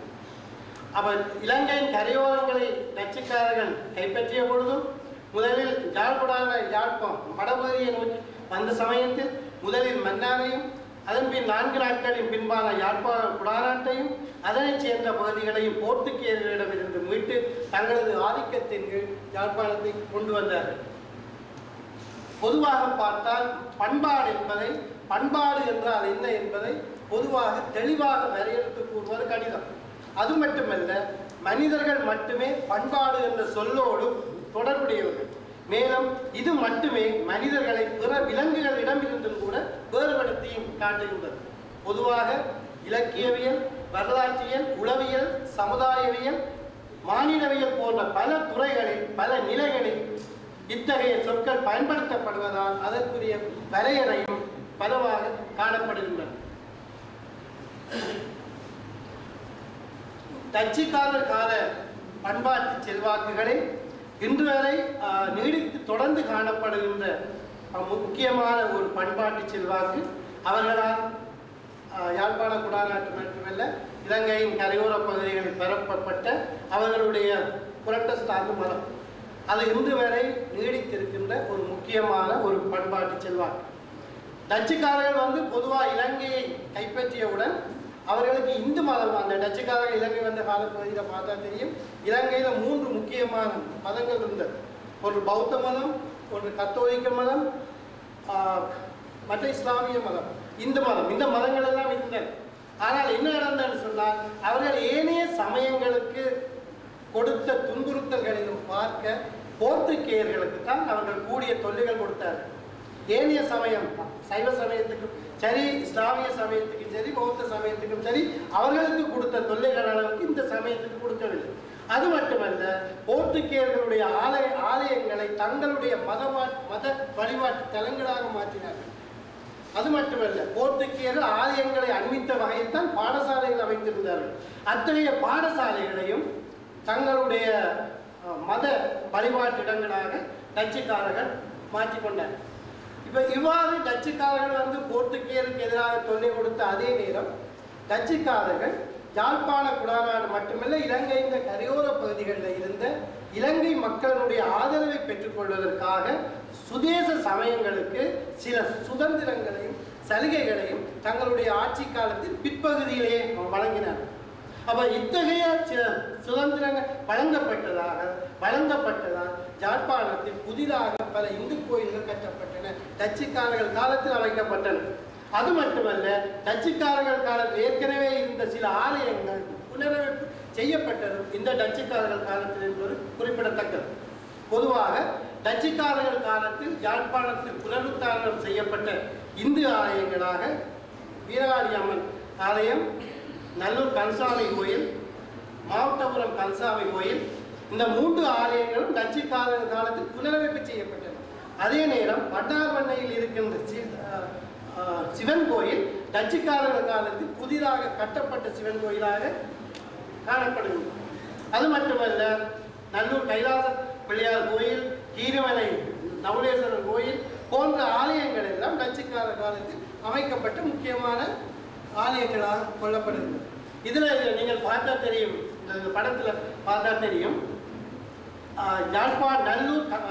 நல்லூரில் அமைந்துள்ள இந்த கைலாசநாத பிள்ளையார் கோயிலில் உள்ள விமானத்தில் காணப்படுகின்ற சிற்பங்களின் உருவம். இப்படிப்பட்ட சிற்பங்களின் உருவம் பொதுவாக நீங்கள் இந்து ஆலயங்களில் பார்க்க முடியாது. இந்த இந்து ஆலயங்களில் இருக்கின்ற உருவங்கள் எல்லாம் பொதுவாக அந்த கடவுள் அல்லது ஒரு பிராமண உருவத்தினால் இருக்கும். ஆனால் இதில் பார்த்தீங்கன்னு சொன்னால் அவன் ஹேர் ஸ்டைல், அவன் ட்ரெஸ் எல்லாம் டச் பாணியில் இருக்கு. எந்த ஒரு ஆலயத்திலையும் அப்படி இல்லை. இது அண்மையில் தான் பேராசிரியர் புஷ்பரட்னம் அவள் நாங்கள் வாழ்வியல் கண்காட்சி ஒன்று யாழ்ப்பாண பல்கலைக்கழகத்தில் நடத்த முற்பட்ட சமயத்தில் இந்த ஆலயத்தில் இப்படி ஒரு சிற்பங்கள் இருப்பது நாங்கள் கண்டுபிடித்தோம். பாருங்கள், இந்த சிற்பங்கள் எல்லாம் ஒரு இந்து ஆலயத்தில் இப்படி இருக்காது. அப்ப இத்தகைய தாக்கம் டச்சுக்காரருடைய செல்வாக்கு இந்து சமயத்தில் ஊடுருவி இருந்தது என்பதற்கு இது தக்க எடுத்துக்காட்டாக விளங்குகின்றது.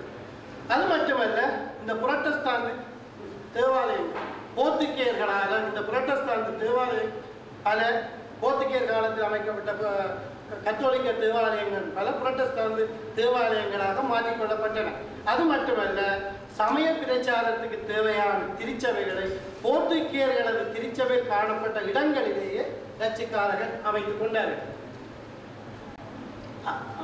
யாழ்ப்பாணத்தில் டச்சுக்காரர்கள் விட்டு சென்ற சில தேவாலயங்கள் அதில் பார்த்தா தெரியும். நல்லூரில் உள்ள ஒரு டச் தேவாலயம் அது திருத்தப்பட்டு இப்பொழுது காணப்படுகின்றது. அழிந்த நிலையில் பல டச் தேவாலயங்கள் காணப்படுகின்றன. அழிந்த நிலையில் குறிப்பாக சக்கோட்டை என்ற, அதாவது பருத்துறைக்கு கிட்ட இருக்கின்ற சக்கோட்டை என்ற ஒரு தேவாலயம், அதே மாதிரி மணக்காடு என்ற ஒரு இடத்தை அழிந்த நிலையில் காணப்படுகின்ற டச் தேவாலயம், சங்கானையில் இருக்கின்ற ஒரு டச் தேவாலயம், அச்சுவேலியில் அழிந்த நிலையில் காணப்படுகின்ற டச் தேவாலயம். அது மட்டுமல்ல, பார்த்தீங்கன்னு சொன்னால் இதில் உள்ள படங்கள் பொதுவாக டச்சுக்காரர்கள் காலத்தில் அவர்களுடைய ஆட்சியின் அந்த காலப்பகுதியில் என்ன மாதிரி அவர்களால் அமைக்கப்பட்ட தேவாலயங்கள் இருந்தன என்பதை இத்தகைய படங்கள் காட்டுகின்றன. இவை பண்பாட்டு எச்சங்களாக இன்று வரையும் இல்லாட்டிக்கும் கூட இதனுடைய ஆரம்பகால ஸ்டேஜ் இந்த நிலையிலே தான் காணப்பட்டது. அடுத்த பார்த்தோம்னா கல்வி. போர்த்துகேயர்களை போன்று தங்களின் கல்வி செயற்பாட்டினை முழுமையாக சமய குழுக்களின் பொறுப்பில் டச்சுக்காரர்கள் விடவில்லை. பொதுவாக அவர்களை அரச முகாமைத்துவத்தின் கீழே தான் இந்த கல்வி செயற்பாட்டை இவர்கள் வைத்திருந்தனர். அது மட்டுமல்ல, டச்சுக்காரர்கள் ஒழுங்குமுறைப்படுத்தப்பட்ட ஒரு கல்வியினையும் இலங்கையில் ஏற்படுத்தினர். இலக்கியங்களை பொறுத்து டச்சுக்கார காலத்தில் பல இலக்கியங்கள், யாழ்ப்பாண வைரவமாலை போன்ற பல இலக்கியங்கள் டச்சுக்கார காலத்தில் தோற்றம் பெற்றன. பொதுவாக இந்த இலக்கியங்கள் எல்லாம் டச்சுக்காரர்களின் ஆதரவுடன் தான் எழுதப்பட்டிருக்கின்றது. ஆனால் மொழி டச்சுக்காரன் பொதுவாக எந்த ஒரு ஆட்சியாளரும் வரைக்கும் கண்டிப்பாக அவருடைய மொழி அந்த இடத்துக்கு பயன்பாட்டுக்கு வரும். அந்த வகையில் டச்சுக்காரர்கள் ஆட்சியிலும் ஏராளமான மொழி அவருடைய போர்த்துகீஸுடைய காலத்தில் பயன்பாட்டுக்கு இருந்த மாதிரி டச்சுக்காரருடைய காலத்தில் அவர்கள் இன்று வரை விட்டு அறிந்தோ அறியாமலோ தமிழ் மொழியில் அவர்கள் விட்டு சென்ற சில மொழிகள் இந்த பாவனை இருந்திருக்கும். அது மட்டுமல்ல, யாழ்ப்பாண குடாநாட்டு என்று பார்த்ததை விட குடாநாட்டுக்கு வெளியில் பார்த்தாலும் கூட டச்சுக்காரருடைய கோட்டைகள் ஆரம்ப காலத்தில் பார்த்தோம்னு சொன்னால் போர்த்துகே ஒரு ஸ்டைலில் கோட்டை கட்டி இருந்தாங்க. பிற டச்சுக்காரர்கள் அதை பிடித்து தங்களுடைய பாணிக்கு ஏற்ற மாதிரி கோட்டை கொத்தளங்களோட இந்த கோட்டைகளை அமைத்திருந்தார்கள். அதற்கு இறுதியில் ஆங்கிலேயர்களும் கோட்டைகளை அமைத்திருந்தார்கள். பொதுவாக டச்சு கோட்டைகள் யாழ்ப்பாணத்தில் அவர்களுடைய பண்பாட்டு எச்சங்களாக காணப்படுகின்ற டச்சு கோட்டைகள் பார்த்தோம்னு சொன்னால் சிலர் யாழ் குடாநாட்டுக்கு வெளியில் இருந்தாலும் கூட பொதுவாக வடபகுதி என்று பார்த்தால் பூநகரி வாடியடி என்ற இடத்தில் அமைந்திருக்கின்ற கோட்டை, யாழ்ப்பாணத்தில் அமைந்துள்ள டச் கோட்டை, ஊர்காவற்றுறையில் கடல், அதாவது காரநகருக்கும் ஊர்காவற்றுறைக்கும் இடையில ஒரு கடல் இதில் இருக்கிற கோட்டை, மன்னாரில் அமைந்துள்ள டச் கோட்டை. அப்போ இவை டச்சு காலத்துக்குரிய பண்பாட்டு எச்சங்களில் மிகவும் முக்கியத்துவமான பண்பாட்டு எச்சங்களாக காணப்படுகிறது. அது மட்டுமல்ல, டச்சுக்காரர்களுடைய வாழ்விடங்கள் பல காணப்படுகின்றன. பொதுவாக டச்சுக்காரர்கள் காலத்தில் அமைக்கப்பட்டுள்ள வாழ்விடங்கள் அப்படியே இல்லாவிட்டாலும் கூட டச்சுக்காரர்களுடைய ஆட்சிக்கு பின்வந்தவர்களால் அமைக்கப்பட்ட சில வாழ்விடங்கள் அவர்களுடைய ஸ்டைலையே அவர்கள் அமைத்திருந்தார். குறிப்பாக டச்சுக்காரர்களுடைய வீடுகளை பார்த்தீங்கன்னா அகண்ட பிராந்திகள், உயர்வான முகடுகள், தனித்துவமான வளைவுகள், தூண்கள் போன்ற பல்வேறு வகையான வேலைப்பாடுகள் இன்றும் யாழ்ப்பாணத்தில் வீடுகள் காணப்படுகின்றன. அவர் டச்சுக்காரர்கள் அமைக்கப்பட்டாலும் கூட அவருடைய செல்வாக்கு அந்த வீடு யாழ்ப்பாணத்தை பார்த்தீங்கன்னு சொன்னால் வேம்படி ஸ்கூல் 1ஆம் குறுக்கு தெருவில் இருந்து 5ஆம் குறுக்கு தெரு வரைக்கும் அநேகமான வீடுகள் இந்த பாணியில் தான் இன்றைய வரைக்கும் இருக்கின்றன. அது மட்டுமல்ல, பார்த்தீங்கன்னா டச்சுக்காரருடைய வீடுகள், டச்சுக்காரருடைய காலத்தில் மெயின் ஸ்ட்ரீட் யாழ்ப்பாணத்தில் பிரதான வீதியில் இருந்த சில வீடுகள் படங்கள் இதில் இருக்கின்றன. இதில் சில வீடுகள் டச்சு வீடுகள், ஆனால் இன்னும் சில வீடுகள் டச்சின் செல்வாக்குக்கு உட்பட்ட வீடுகளாக இது டச் டவுன்.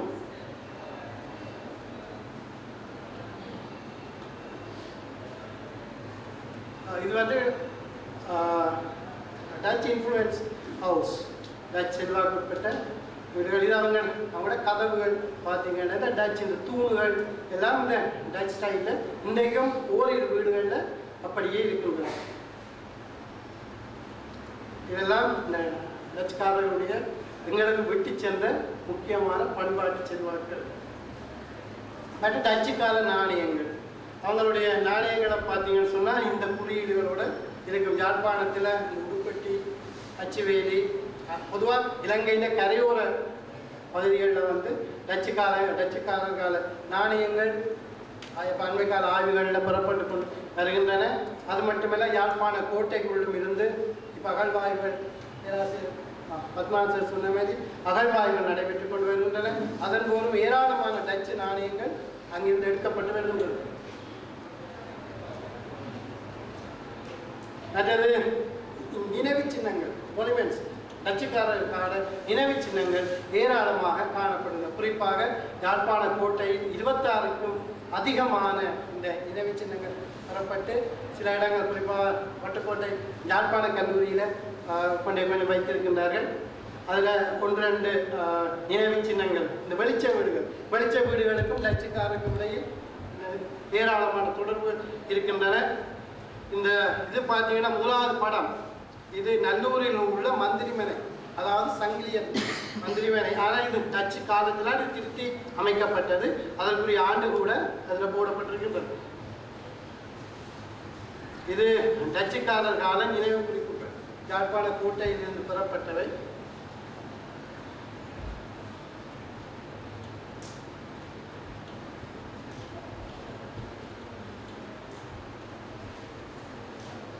இது மேலே இந்த படங்களை போட்டிருப்பார்கள், கீழே அவங்க டச் லாங்குவேஜில் எழுதியிருப்பார்கள்.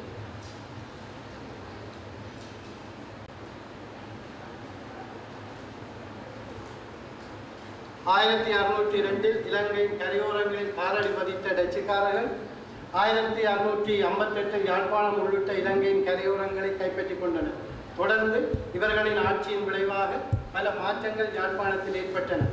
அத்தகைய செல்வாக்குகளில் பண்பாட்டு செல்வாக்கும் குறிப்பிடத்தக்க வகையில் காணப்படுகின்றன. இவை மக்களின் நாளாந்த வாழ்வுடன் பிணைந்த வகையில் இன்றும் உள்ளன.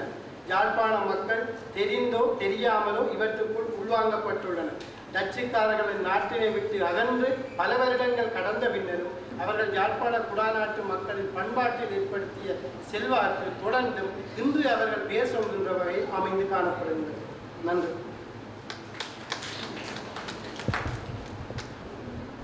இவரும் 20 நிமிடங்கள் நீளமாக பேசியிருப்பதால் இங்கே விவாதிப்பதற்கு அவர் இடம் விடவில்லை. மற்றது ஒல்லாந்தர் காலம் பற்றி நான் ஆய்வு செய்யவில்லை, செய்யவும் மாட்டேன். ஒல்லாந்து மொழி எனக்கு தெரியாது, மூல ஆவணங்களை பற்றி தெரியாது. அடுத்ததாக பேராசிரியர் அரசரத்தினத்தை பற்றி கூறப்பட்டிருந்தார். அவருடைய பிரதானமான நூல் டச் பவர் இன் சிரோமா. அதோடு ஒல்லாந்தர் காலத்தை பற்றி மிக கூடுதலான கட்டுரைகளை அவர்தான் இலங்கையில் உள்ளவர்கள் எழுதியிருக்கின்றார். அதோடு சர்வதேச அங்கீகாரம் பெற்ற ஒரு பேராசிரியர். தமிழர்களுக்கு அவர்களுடைய உடைமைக்கு பெருமை தேடியவர்கள் பொருள். அடுத்ததாக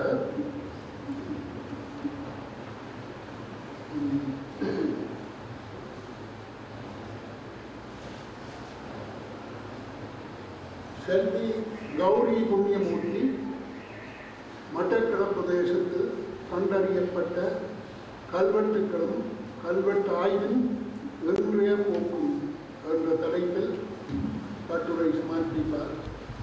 இவர் கிழக்கிழங்கை பல்கலைக்கழகத்தில் வரலாற்றுத் துறையிலே உதவி விரிவுரையாளராக அவர் இப்பொழுது கடமை கொள்கின்றார். இப்பொழுது அவர் தனது கட்டுரையை சமர்ப்பிப்பார்.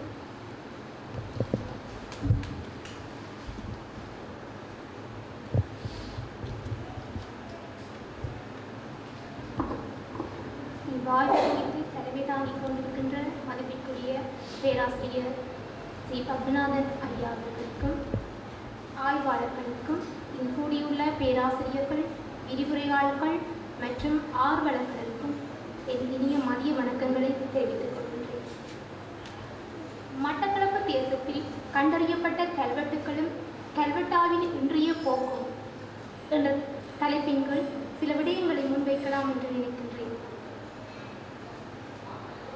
பண்டித் காலத்தில் நீண்ட காலமாக அழியாதிருக்க வேண்டும் என்று கருதப்பட்ட செய்திகள் கற்களிலும் செப்பேடுகளிலும் முத்திரைகளிலும் மோதிரங்களிலும் எழுதப்பட்டது. அவை பொதுவாக சாசனங்கள் அழைக்கப்படுகின்றன. கற்களில் செய்திகள் எழுதப்பட்டதை நாம் கல்வெட்டு என அழைக்கின்றோம். இக்கல்வெட்டுக்கள் சமகால ஆவணங்கள் என்ற வகையிலே நம்பகமான தகவல்களை தருகின்றன. இலக்கிய ஆதாரங்களுடன் ஒப்பிட்டு பார்க்கின்ற பொழுது அவற்றை போன்றளவிலே மேம்படுத்தப்பட்ட தகவல்கள் கல்வெட்டுகளில் காணப்படவில்லை. இவற்றிலிருந்து அக்காலத்து அரசியல், பொருளாதாரம், சமூகம், சமயம், மொழி, எழுத்து வளர்ச்சி முதலான பல்வேறு விடயங்களையும் நாம் அறிந்து கொள்ள முடிகின்றது. ஒரு தேசத்தினுடைய அல்லது ஒரு சமூகத்தினுடைய வரலாற்றை வெளிக்கொண்டு வருவதில் கல்வெட்டுக்களுடைய பங்கு மிக பாரியதாகும். அந்த வகையிலே மட்டக்களப்பில் கல்வெட்டுக்களுடைய நிலை என்ன என்று நாம் அறிந்து கொள்ள வேண்டும். இங்கு நாம் மட்டக்களப்பு என குறிப்பிடுவது வடக்கே வெறுகலாற்றையும் தெற்கே குமுக்க ஓயாவையும் எல்லையாக கொண்ட பண்டைய பூர்வீக தேசத்தை ஆகும். இன்று அது அவ்வாறே மட்டக்களப்பு என்ற 2 நிர்வாக மாவட்ட பிரிவுகளாக பிரிக்கப்பட்டுள்ளது. இந்த கல்வெட்டுக்களை நாம் பிராமி கல்வெட்டுக்கள், பிற்கால கல்வெட்டுக்கள் என வகைப்படுத்த முடியும். இந்த பிராமி கல்வெட்டுக்கள் கூறப்படுகின்றது கிமு 3ஆம் நூற்றாண்டு முதல் கிபி 4ஆம் நூற்றாண்டு வரையான காலத்திலே தென்னாசிய துணைக்கண்டத்திலே செய்திகளை எழுதுவதற்கு பயன்படுத்தப்பட்ட ஒரு எழுத்து வடிவமாகும். இது பொதுவாக தமிழகம் தவிர்ந்த அனைத்து பாகங்களிலும் பிராகிருத மொழியில் எழுதப்பட்டுள்ளது. ஆனால் தமிழகத்திலே தமிழுக்கே உரித்தான தமிழ் எழுத்துக்கள் சில எழுத்துக்களிலும் தமிழ் மொழியிலும் எழுதப்பட்டுள்ளது. இலங்கை பிராமி சாசனங்களை பார்க்கின்ற பொழுது அவை பிராகிருத மொழியில் எழுதப்பட்டுள்ளது. இந்த பிராமி கல்வெட்டுகள் மட்டக்களப்பை பொறுத்தவரையிலே 1970ஆம் ஆண்டுகளுக்கு முன்னர் செனரத் பழனிதான அவர்களால் 166 கல்வெட்டுகள் கண்டுபிடிக்கப்பட்டன. இவை அவர் தி இன்ஸ்கிரிப்ஷன் ஆஃப் சிலோன் வால்யூம் 1 என்ற ஒரு புத்தகத்தில் தொகுக்கப்பட்டுள்ளது. இக்கல்வெட்டுகள் மட்டக்களப்பு குசலன் கந்த முதல் போவட்டாகல வரையான பகுதிகளில் 35 இடங்களிலே பரவலாக காணப்படுகின்றது. இந்த பிராமி கல்வெட்டுகள் மூலம் தெளிவாகின்ற வரலாற்று உண்மைகள் யாவை என்று நாம் நோக்க வேண்டுமாயின், பொதுவாக இலங்கை பிராமி சாசனங்களிலே பௌத்த சமயம் பற்றி, அதாவது பௌத்த சமய துறவிகளுக்கு சங்கத்தாருக்கு வழங்கிய தானங்கள் பற்றிய செய்திகள் கூறப்படுகின்றன. ஆயினும் மட்டக்களப்பில் உள்ள இந்த கல்வெட்டுகள் பிராகிருத மொழியில் எழுதப்பட்டிருக்கின்ற போதிலும் ஏராளமான சொற்கள் தமிழ் சொற்கள் அவற்றில் இடம்பெறுகின்றன. இங்கு நாம் நினைவு கூற வேண்டிய இன்னொரு விடயம் யாதெனில், ஆந்திரா, கர்நாடகா போன்ற பகுதிகளிலே கிறிஸ்துவுக்கு பின் 4ஆம் நூற்றாண்டு வரையான காலப்பகுதியிலே சுதேச மொழிகள் இருந்தும் பிராகிருத மொழியிலே கல்வெட்டுகள் எழுதப்பட்டன. அவற்றில் சுதேச மொழிகளின் பயன்பாடு மிக மிக அரிதாக இருந்தது. ஆனால் மட்டக்களப்பில் காணப்படுகின்ற கல்வெட்டுகளிலே பெருமளவு தமிழ் சொற்களின் பிரயோகத்தை காண முடிகின்றது. அவ்வாறாயின் பௌத்த சமயம் இலங்கையில் அறிமுகம் செய்யப்படுவதற்கு முற்பட்ட காலத்திலே ஈழத்தில் வாழ்ந்த ஒரு தமிழ் மொழியை பேசிய மக்கள் மக்களின் ஒரு பகுதியினர் பௌத்த சமயத்தை தழுவிக் கொண்டுள்ளார்கள். அவர்களின் பெயர்கள் மாற்றமின்றி தமிழ் மொழியை தழுவியதாக இங்கு வருவதன் மூலம் அதில் நாம் உணர்ந்து கொள்ள முடிகின்றது. அந்த வகை உதாரணமாக அபயன், சுமணன், பருமகன், பருமகள், நாக, பத, வேள் போன்ற சொற்களை காட்டலாம்.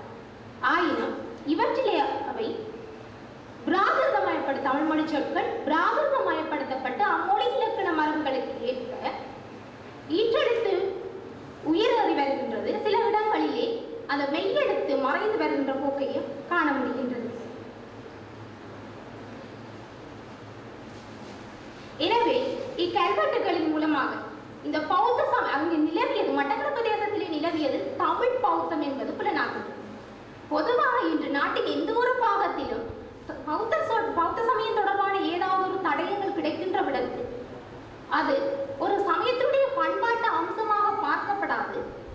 முன்பொரு காலத்தில் சிங்கள மக்கள் வாழ்ந்ததற்கான தடயமாக கருதப்படுகின்றமை வரலாற்று மரபறியாளர் விடுகின்ற மாபெரும் தவறாக காணப்படுகின்றது. இது கல்வெட்டுகளிலே பௌத்த சமயம் பற்றி கூறப்படுகின்ற போதிலும் அவற்றிலே இந்து சமயத்திற்குரிய பெயர்கள் காணப்படுகின்றன. அந்த வகையில் உதாரணமாக நியண்டர்வகல கல்வெட்டிலே சிவ என்ற உபாசகன் ஒருவன் அறிமுகமாகின்றார். விகாரகல் அந்த கல்வெட்டிலும் சிவ என்ற பதம் வருகின்றது. ரஜகல்ல தமண போன்ற கல்வெட்டுகளில் உபாசக சிவ போன்ற பெயர்கள் வருகின்றது. இங்கு உபாசகர்களாக சிவ என்ற பெயர் உபாசகர்களின் பெயர்களிலும் சிவ வருகின்றது. அதே நேரம் பௌத்த துறவிகளின் பெயர்களிலும் சிவ என்றது வருகின்றது. அவ்வாறாயின் பௌத்த சமயம் இலங்கையில் அறிமுகம் செய்யப்படுவதற்கு முற்பட்ட காலத்தில் இந்த சைவ வழிபாடு, அதாவது வைதிக வழிபாடு இருந்துள்ளது. ஆயினும் இவர்களில் ஒரு சாரார் பௌத்த சமயத்தை தழுவியதற்கு பின்னரும் அவர்களது பெயர்களில் மாற்றங்கள் ஏற்பட்டிருக்கவில்லை. எனவே முற்பட்ட காலத்திலே இந்து சமயத்தை பேணிய மக்கள் வாழ்ந்துள்ளனர் என்பது தெளிவாகின்றது. அதே போன்று மாயோன் என்று பழந்தமிழ் இலக்கியங்கள் கூறுகின்ற கண்ணன் வழிபாடும் பற்றி காணப்படுகின்றது. பேராசிரியர் சிக்க சிற்றம்பலம் அவர்களுடைய கருத்தின்படி உபசிக கண என்பது பிராகிருத தமிழ் மொழியான கண்ணன் என்பதில் பிராகிருத வடிவம் என குறிப்பிடுகின்றார். மட்டக்களப்பு பிராமின் கல்வெட்டுகளிலே தமிழர் அப்பகுதிகளில் வாழ்ந்தமைக்கான சான்றுகளும் காணப்படுகின்றன. அதாவது நான் ஏற்கனவே கூறியது போன்று பெருமளவான தமிழ் சொற்கள் அவற்றில் பிறவி வருகின்றன. அந்த வகையிலே பருமகள மருமகன மருமான வேள பாடு போன்ற சொற்கள் இவற்றில் காணப்படுகின்றன. தமிழர்கள் வாழ்ந்ததுக்கான மற்றும் ஒரு மிக குறிப்பிடத்தக்க சான்றாக நாம் இங்கு கொள்வது அக்கரைப்பற்றில் உள்ள குடிவிலையும் இடத்தில் காணப்படுகின்ற கல்வெட்டு. இங்கு தமிழன என்று தமிழர் என்கின்ற பெயர் பிராகிருதமயப்படுத்தப்பட்டு கூறப்பட்டுள்ளது. அத்துடன் இங்கு காணப்படுகின்ற கல்வெட்டுகளில் தமிழ் மொழிக்கே உரித்தான லகரம் நகரம் ரகரம் லகரம் முதலான எழுத்துக்கள் காணப்படுகின்றமை குறிப்பிடத்தக்கது. அவ்வாறாகி பூர்வீகமாக அப்பகுதிகளில் தமிழர்கள் வாழ்ந்தமைக்கான சான்றுகளாக இவை காணப்படுகின்றன. அத்துடன் மட்டக்களப்பு தேசத்திலே குறுநில அரசர்கள் ஆட்சி செய்தமைக்கான சான்றுகள் இங்கு காண முடிகின்றது. பொதுவாக இலங்கை வரலாறானது, அதாவது மகாவம்சமானது அனுராதபுரத்தை மையப்படுத்தியதாக மட்டுமே ஒரு மையப்படுத்திய ஆட்சி இருந்தது என்று கூறுகின்ற பொழுதிலும் இது பிராமின் கல்வெட்டுகளே இல்லை, நாட்டின் பல பாகங்களிலும் குறுநில அரசுகளும் இருந்துள்ளன என்பதற்கு சான்றுகளாக அமைகின்றன. அந்த வகையிலே முள்ளிக்குளம் மலை விகாரகல கல்வெட்டு போன்றவற்றிலே வேர்டு என்ற பதம் வருகின்றது. இங்கு வேர்டு என்பது தமிழ்நாட்டிலே காணப்பட்ட வேளீர் என்கின்ற குறுநில அரசரை குறிப்பதாக காணப்படுகின்றது. அது மட்டுமன்றி உதி உபரஜனாக ரஜாபரிய மதிமராஜ தேவனவிய மகாராஜ முதலான சொற்கள் இவற்றில் இடம் வருகின்றன. இவை மகாராஜ உபராஜ நாக என்ற பதங்களாகும். அது மட்டுமன்றி மட்டக்களப்பு பகுதியிலே பூர்வீக குடிகளாக நாகர்களும் வாழ்ந்த செய்தியை இவற்றிலிருந்து நாம் அறிந்து கொள்ள முடிகின்றது. இங்கு காணப்படுகின்ற 8 கல்வெட்டுகளிலே அந்த செய்தி காணப்படுகின்றது. அம்பாறையில் உள்ள பம்பரகஸ்தலாம கல்வெட்டிலே நாக என்ற ஒரு பெயர் வருகின்றது. அதே போன்று குசலான் மலையில் உள்ள கல்வெட்டிலே உபரஜன் நாக ரஜாபய போன்ற பெயர்கள் அது வருகின்றது. இது கதிராம சத்திரியர்களுடைய இளைய சகோதரன் ஒருவன் இப்பகுதிகளிலே சிற்றரசனாக இருந்துள்ளான் என்ற செய்தியை வெளிப்படுத்துகிறது. ஆய்வாளர்களால் இந்த கூற்று முன்வைக்கப்பட்டுள்ளது. அத்துடன் மட்டக்களப்பு பகுதிகளில் காணப்பட்ட தமிழர் என்கின்ற ஒரு இனக்குழு பற்றியும் நாகர் பதம் முதலான இனக்குழுக்கள் பற்றியும் தெரிய வருகின்றது. இங்கு நாட்டின் பல பாகங்களிலும் காணப்படுகின்ற கல்வெட்டுகளில் பரத பத என்ற இன குழுக்கள் கூறப்படுகின்ற போதிலும் இங்கு மட்டக்களப்பை பொறுத்தவரையில் பத என்கின்ற இனக்குழு மட்டுமே மட்டுமே அடையாளம் காண முடிகின்றது. இவை இரண்டும் பதம் பரத இரண்டும் வெவ்வேறுபட்ட இனக்குழுக்கள் என்றும் ஒரே இனக்குழு என்றும் பேராசிரியர்களிடையே சில மாறுபட்ட கருத்துக்கள் காணப்படுகின்றன. குசலின் அந்த ரஜகல கல்வெட்டுகளிலே இந்த பத என்கின்ற சொற்களை அடையாளம் காண முடிகின்றது. அத்துடன் சமுதாயத்தின் தலைமையாளர்களாக காணப்பட்ட பெருமகன் என்ற செய்தி ஏராளமாக கல்வெட்டுகளில் காணப்படுகின்றது. உதாரணமாக குசலன் கந்த கழுதுபொத்தான கல்வெட்டு உமிழ்தல முதலான கல்வெட்டுகளில் இவற்றை நாம் அடையாளம் காண முடிகின்றது. இவர்கள் பொதுவாக சமுதாயத்தின் வெவ்வேறு பகுதிகளிலும் காணப்பட்ட தலைமையை குறிப்பதற்காக இந்த பருமகை என்பது பயன்படுத்தப்பட்டுள்ளது. இதன் பெண்பால் வடிவமாக பரமகள என்று சொல்லும் பல கல்வெட்டுகள் காணப்படுகின்றவை குறிப்பிடத்தக்கது. அதே போன்று கிராம தலைவரான கமிக்க என்ற பதமும் கல்வெட்டுகளில் பயன்படுத்தப்பட்டுள்ளது. அத்துடன் ஆரிய தெய்வங்கள் பற்றிய செய்தியும் இக்கல்வெட்டுகளில் காணப்படுவதாக பேராசிரியர் சிற்றம்பலம் அவர்கள் குறிப்பிடுகின்றார். அந்த வகையிலே அவருடைய கருத்தின்படி இந்த கோண்டன கல்வெட்டிலே இந்த குத்தை என்பது இந்திரனையே குறிக்கின்றது என அவர் கருதுகின்றார். பொதுவாக பிராமி கல்வெட்டுகள் இதுவரை கூறப்பட்ட விடயங்கள் 1970 ஆண்டுகளுக்கு முன்னர் கண்டறியப்பட்ட கல்வெட்டுகளில் இருந்து அடையாளம் காணப்பட்ட விடயங்கள். தற்போது புதிதாக சென்ற வருடத்திலே பேராசிரியர் சி. பத்மநாதன் அவர்களது தலைமையிலே மட்டக்களப்பு பிரதேசத்திலே பல்வேறு ஆய்வுகள் மேற்கொள்ளப்பட்டுள்ளன. அதன் மூலமாக சில பிராமி சாசனங்கள் கண்டறியப்பட்டுள்ளன. அவர் கூறியது போன்று கிழக்கு பல்கலைக்கழக மாணவர்களின் சிலரது முயற்சியினாலும் சில கல்வெட்டுகள் கண்டறியப்பட்டுள்ள போதிலும் அவற்றை வாசிப்பதற்கான முயற்சிகள் என முடிந்த பாடில்லை. வெள்ளாவளியில் உள்ள கல்வெட்டொன்றில் பெரும்பான் என்ற செய்தியை நாம் காண முடிகின்றது. இந்த பெரும்பான் என்பது சங்கத்தார் தமது புனித நூல்களிலே உள்ள சில பகுதிகளை இசையோடு படிப்பதற்காக பாடினர்.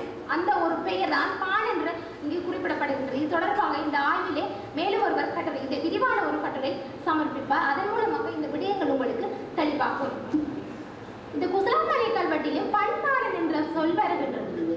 இவை இரண்டுமே தமிழ் பிராகிருத கல்வெட்டுகளில் தமிழ் சொல்லானது இடம்பெறுகின்றமையானது இப்பகுதிகளில் தமிழ் பௌத்தம், அதாவது தமிழ் பௌத்த பள்ளிகள் நிலவியது என்பதற்கு சிறந்த சான்றுகளாக அமைகின்றன. அது மட்டுமன்றி புதிதாக கண்டுபிடிக்கப்பட்டுள்ள இந்த கல்வெட்டிலே சிவமல தமை குரத்தி மீ குரத்தி வேமி பெருவணிக என்ற செய்தி காணப்படுகின்றது. இங்கே குரத்தி மீ குரத்தி என்று சொல்லப்படுவது சமண பெண் துறவிகளின் தலைவியை குறிப்பதாக கருத முடிகின்றது. அவ்வாறாயின் இப்பகுதிகளிலே சமண சமயமும் நிலவி உள்ளதுக்கான சான்றாக இக்கல்வெட்டு காணப்படுகின்றது. மற்ற கல்வெட்டானது கோலை மற்றும் முருக்கத்தீவு பகுதியில் கண்டறியப்பட்டுள்ள கல்வெட்டு. எமது ஆய்வு மூலமாக கண்டறியப்பட்ட இக்கல்வெட்டிலே தெளிவான எழுத்துக்கள் தெரியாத நிலையிலும் மரதர் என்ற சொல்லை நம்மால் அடையாளம் காண முடிந்தது.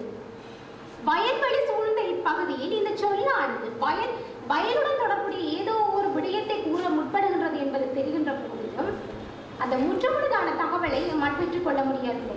இந்த கல்வெட்டு கிடைத்த இடமானது பேராசிரியர் கூறியது போன்று பெருங்கட் பண்பாடு நிலவிய ஒரு பிரதேசம். அதற்கான ஆதாரங்கள் இப்பகுதிகளில் நம்மால் அடையாளம் காணப்பட்டுள்ளது. அடுத்தது, இது புதிதாக கண்டறியப்பட்டுள்ள கிழக்கு பல்கலைக்கழக மாணவர் ஒருவனால் கண்டறியப்பட்டுள்ள குடிமைமலை கல்வெட்டு. ஆனால் வாசிப்பதற்கான முயற்சிகள் இப்போது இதை முழுவதுமாக இன்னும் வாசிக்கிறது. இது பேராசிரியர் பத்மநாதன் அவர்களால் கண்டறியப்பட்ட காயன்குடா கல்வெட்டு.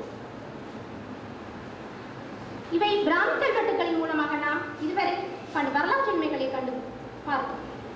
பிற்கால கல்வெட்டுகள் என்ன கூறுகின்றன, அவற்றில் என்ன செய்தி காணப்படுகின்றது என்று பார்க்கின்ற பொழுது பொதுவாக திருக்கோயிலில் காணப்படுகின்ற கல்வெட்டு, இந்த கல்வெட்டானது மானியம் வழங்கிய செய்தியை குறிப்பிடுகிறது. ஸ்ரீ சங்கபோதிதர்மரான ஸ்ரீபுவன சக்கரவர்த்தி ஸ்ரீ விஜயபாகதேவருக்கு என்ற ஆரம்பத்துடன் அவரது ஆட்சி ஆண்டிலே இங்கே மானியம் வழங்கிய செய்தியை கல்வெட்டு பதிவு செய்துள்ளது.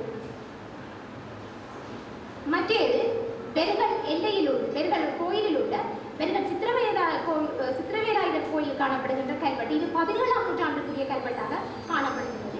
இந்த கல்வெட்டு அப்பகுதிகளில் வாழ்ந்த மட்டக்களப்பு, நீர்கொழும்பு மற்றும் வன்னியர் செட்டியர்கள் இணைந்து இந்த கோயிலுக்கு மதில் அமைத்த செய்தியை குறிப்பிடுகின்றது. அதாவது கோயிலுக்கான திருப்பணி நடந்த செய்தி இது கூறப்படுகின்றது. அதே போன்றதை கொக்கடிச்சோலில் காணப்படுகின்ற ஒரு கல்வெட்டும், இது இன்றைக்கு 250 ஆண்டுக்கு முற்பட்ட கல்வெட்டு. இதிலும் ஒரு திருப்பணி நடைபெற்ற செய்தியை காணப்படுகின்றது. மற்ற கல்வெட்டு படுகாமம் மாவைக்குடாவில் கண்டறியப்பட்டுள்ள நடுகள் போன்ற கல்வெட்டு. இதிலே மரண செய்தி பற்றி கூறப்படுகின்றது. இக்கல்வெட்டு தொடர்பான ஆய்வு கட்டுரையை நமது விரிவுரையாளர் அவர்கள் விரிவாக உங்களுக்கு முன்வைப்பார். இவை நான் கூறிய கல்வெட்டுகளுக்கான சில ஆதாரங்கள்.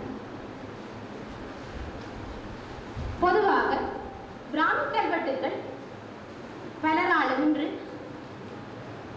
தமிழர்களுடைய உரிமை மறுக்கப்பட்டு அவர்கள் அவ்வாறு அல்ல.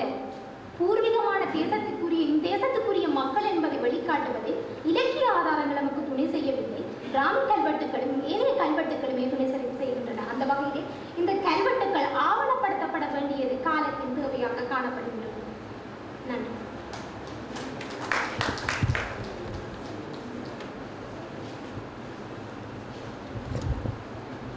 நன்றி. மட்டக்களப்பை போல புராதனமான ஒரு தமிழ் கல்வெட்டு நெடுந்தீவில் ஒரு பௌத்த பள்ளியினுடைய நிலையத்தில் எடுக்கப்பட்ட படியிலே காணப்படும். வேள் நாகன் மகன் என்ற வாசகம் அதிலே எழுதப்பட்டிருக்கிறது. எனவே வடக்கில் மிக தூர வடக்கில் நெடுந்தீவிலிருந்து வெள்ளாவதி வரையுள்ள பகுதியில் கிறிஸ்துவுக்கு முன் 2ஆம் நூற்றாண்டுக்குரிய தமிழ் மொழி வழக்கு பற்றிய உறுதியான சான்றுகள் கிடைக்கின்றன. அடுத்து நேரம் சுருங்கி வருவதால் சென்னை பொன்னந்துறை இராம்பரியை இப்பொழுது எனது கட்டுரையை சமர்ப்பிக்குமாறு கேட்டுக்கொள்கிறேன்.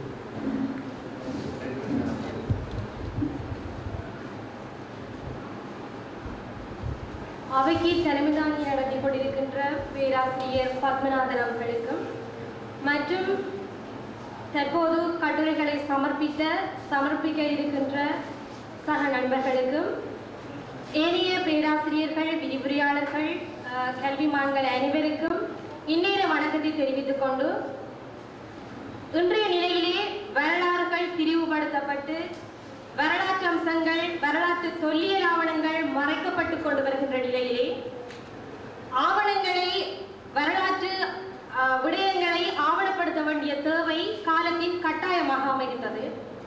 அந்த வகையிலே இலங்கையில் பூர்வீகமாக தமிழர்கள் வாழ்ந்த பிரதேசங்களில் ஒன்றாக மட்டக்களப்பு தேசம் காணப்படுகின்றது.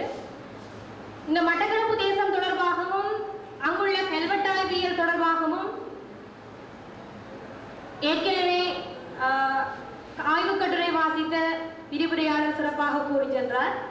அந்த வகையிலே மட்டக்களப்பு தேசத்தின் புராதன பலம் வாய்ந்த ஒரு பிரதேசமாக அமைவது வெள்ளாவளி கிராமம். எனவே இந்த வெள்ளாவளி கிராமத்தினுடைய வரலாறு, அதனுடைய தொல்லியல் எச்சங்களை ஆவணப்படுத்தும் வகையிலே எனது ஆய்வுக் கட்டுரை அமைகின்றது.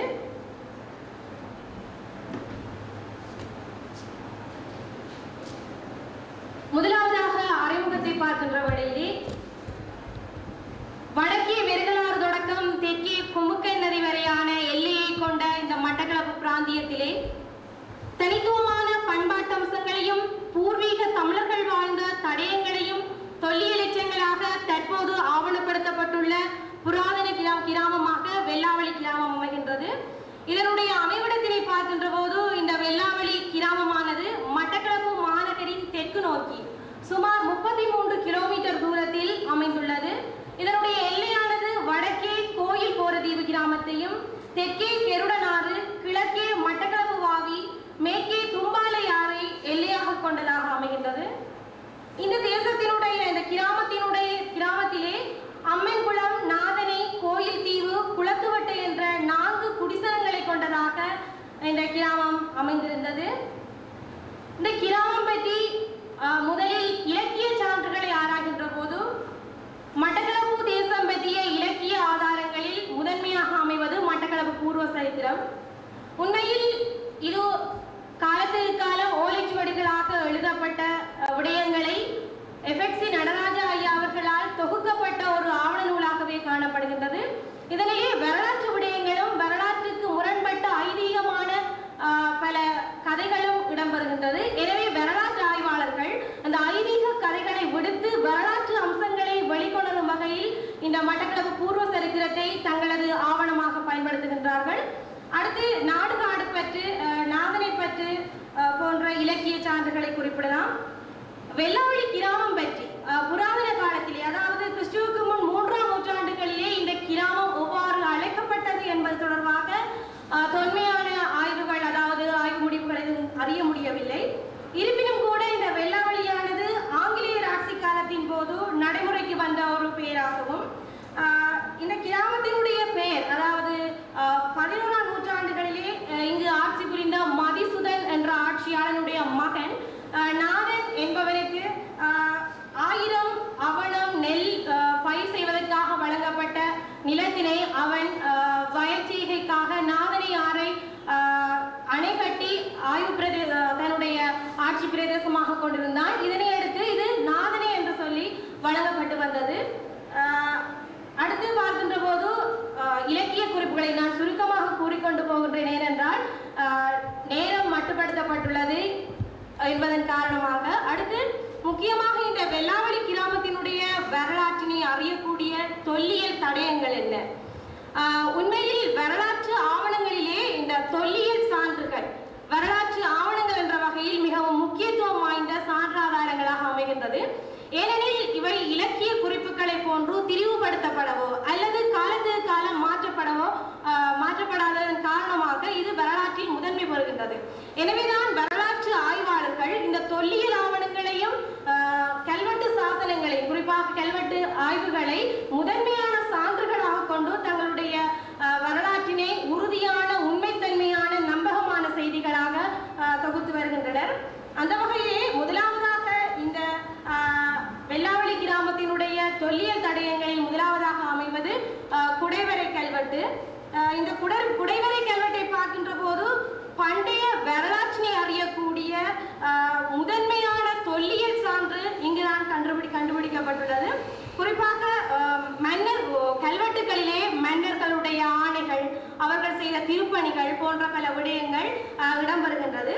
ஆனால் இது பொதுவாகவே இந்த கல்வெட்டுகளும் மக்களுடைய பொதுவான பார்வைக்காக, அதாவது குகைகளிலும் பொதுவான இடங்களிலும் நடுகற்களாகவும் வெற்றி தூண்களாக நிறுவப்பட்டு வருகின்ற நிலையிலே இந்த குடைவரை கல்வெட்டானது கிறிஸ்துவுக்கு முன் 2300 வருடங்களுக்கு முதல் தமிழர்கள் வாழ்ந்த ஒரு வரலாற்று செய்தியை நமக்கு கூறி செல்கின்றது. இதனை அந்த கிராமத்து மக்கள் நகரம் எழுதிய கல் என்று அழைக்கின்றார்கள். உண்மையில் நகரம் என்பது, இந்த நன்னகரம் என்பது தமிழ் பிராமிக்குரிய சிறப்பான எழுத்து, தமிழர்களுக்குரிய அந்த சிறப்பான எழுத்து இந்த பிராமி சாசனத்திலே அமைகின்றது. குறிப்பாகவே பிராமி, அதாவது ஏலவே குறிப்பிட்டது போன்று பிராமி எழுத்துக்களுடன் தமிழ் பிராமி எழுத்துக்கள், அதாவது கொம்பளவும் அவ்வளவு நன்னகரம் நன்னகரம் என்று சொல்லப்படுகின்ற அந்த தமிழ் பிராமி எழுத்துக்கள் சேர்ந்து எழுதப்பட்ட அந்த பிராமி சாசனங்களானது பூர்வீகமாக தமிழர்கள் வாழ்ந்த பிரதேசம் என்பதனுடைய அடையாளமாக அமைகின்றது. அந்த வகையிலே இந்த வெள்ளாவளி சாசனத்திலே மலை ஒன்றிலும் பெருங்கற்பாறையில் உள்ள ஒரு குகை ஒன்றிலும் அமைந்துள்ளது. 1000 விழுது ஆலமரம் என்பதன் எதிர்ப்புறத்தில் உள்ள கற்பாறையின் மேற்புறத்தில் இந்த இரு சாசனங்கள் வெட்டப்பட்டுள்ளது. இந்த சாசனம் தற்போது படத்தில் காணலாம். தமிழ் பிராமி எழுத்துக்களிலே குறிப்பாக ஏலவே குறிப்பிட்டது போன்று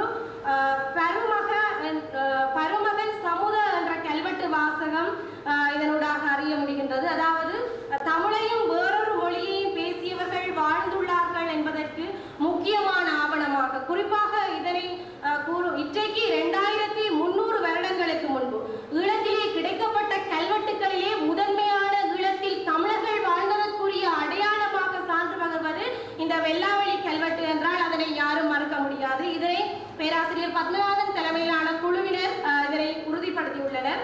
அடுத்து தொட்டத்து மலை, அதாவது இந்த வெள்ளாவளி கிராமமானது புராதன மக்கள் வாழ்ந்த, அவர்களுடைய குடியிருப்புகள் இருந்த ஒரு புராதன பழம்பெரும் தேசம். அது யுத்தத்தின் காரணமாக காலத்துக்கு காலம் மக்களுடைய இடப்பெயர்வுகளின் காரணமாக அழிக்கப்பட்டு அந்த கிராமம் தற்போது சின்னாபின்னப்படுத்தப்பட்டுள்ள நிலையிலும் அதற்குரிய பண்பாட்டு சொந்தக்காரர்களும் தொல்லியல் எச்சங்களையும் வைத்துக் கொண்டு எமது தேசத்தினுடைய பூர்வீகமான மக்களுடைய தொல்லியல் ஆவணங்களை ஆவணப்படுத்தும் முயற்சியின் காரணமாக ஆய்வினை மேற்கொண்ட வேளையிலே இந்த தொட்டத்து மேலையிலே பார்க்கின்ற போது குறிப்பாக இங்கு மலை முகடுகளிலே அதாவது வரிசை படிகள் தொடர்ச்சியாக வெட்டப்பட்ட நிலையிலே காணப்படுகின்றது. அதோடு சேர்ந்து இங்கு மக்களுக்கு தனித்துவமான பண்பாட்டு அம்சங்களும் வழிபாட்டு முறைகளிலும் இந்த மக்கள் ஈடுபட்டுள்ளார்கள் என்பதும் இங்கு ஆய்வினூடாக அறிய முடிந்தது. சுவாதி அம்மன் குன்றும் வழிபாட்டு முறையும் பற்றி பார்க்கின்ற போது இந்த குன்றிலே குறிப்பாக அம்மன் வழிபாடு, அதிலும் சுய ஆதி அம்மனை அவர்கள் சுவாதி அம்மனாக கொண்டு இந்த மலைப்பாறையிலே அவருக்கு பூசை செய்து இன்று வரை அவர்களுடைய வழிபாட்டு இடமாக தொன்மையான ஒரு வழிபாட்டு முறையாக அவர்கள் பின்பற்றி வருகின்றார்கள். அடுத்து பார்க்கின்ற போது நாச்சிமார் கல்லடி, அதாவது வன்னியர் ஆட்சி மட்டக்களப்பு பிராந்தியத்திலே 19ஆம் நூற்றாண்டு வரையில் இடம்பெற்றிருந்தது. குறிப்பாகவே வன்னியனார், அதாவது 2 வன்னியர்கள் இந்த வெள்ளாவளி பிரதேசத்திலே ஆட்சி புரிந்தவர்களாக இருக்கின்றார்கள். அதிலும் குறிப்பாக வெள்ளாவளி வாழைச்சினையை மையப்படுத்தி இந்த வன்னியனாருடைய வீடும் அவருடைய வன்னியின் ஆட்சிக்கு இன்று வரை மடை வைத்து வழிபடுகின்ற முறையும் இன்று வரை மேற்கொள்ளப்பட்டு வருகின்றது. அந்த நாச்சிமார் கல்லடி என்பதனூடாக அந்த இதனை அறிந்து கொள்ள முடிகின்றது. அடுத்து முக்கியமாக நமது தமிழர்கள் வாழ்ந்த பூர்வீக தேசங்களிலே அவர்களுடைய சமய வழிபாட்டு மரபுகளும் அவர்களுடன் சேர்ந்தே பின்னி பிணைந்ததாக இருந்து வந்துள்ளது. அந்த வகையிலே குறிப்பாக கலிங்க மகனுடைய ஆட்சிக்குட்பட்ட காலத்திலே கிழக்கிலங்கையில் சிவ வழிபாட்டு நெறிமுறையும் சிறப்பான முறையிலே மேற்கொள்ளப்பட்டு வந்திருக்கின்றது.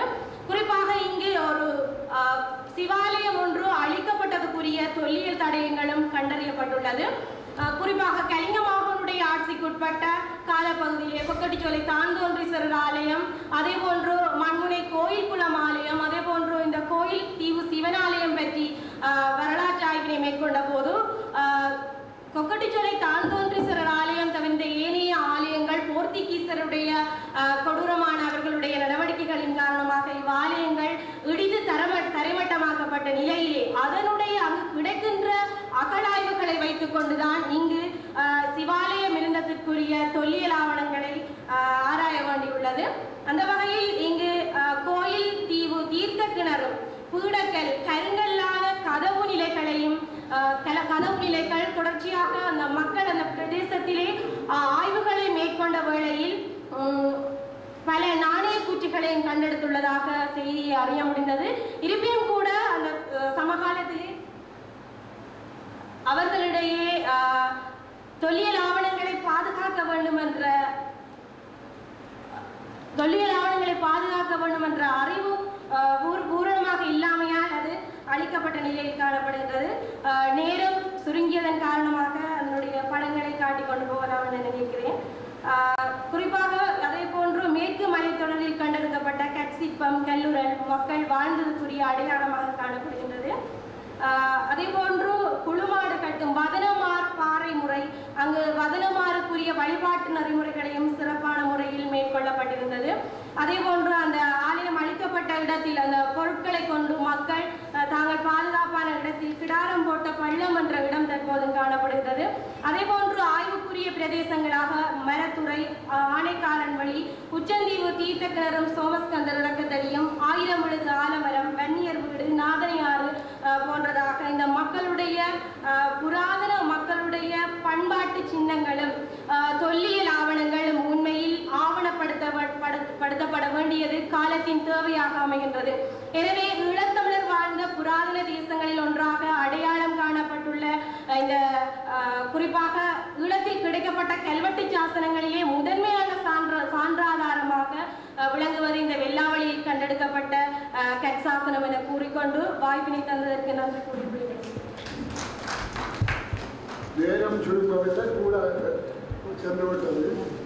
இப்பொழுது கிழக்கு பல்கலைக்கழகத்து வரலாற்றுத்துறை ஆசிரியர்களில் முதியவரான சிவகணேசன் படுகாமத்து சாசனங்கள் பற்றி தனது கட்டுரையை உங்களுக்கு சமர்ப்பிப்பார்.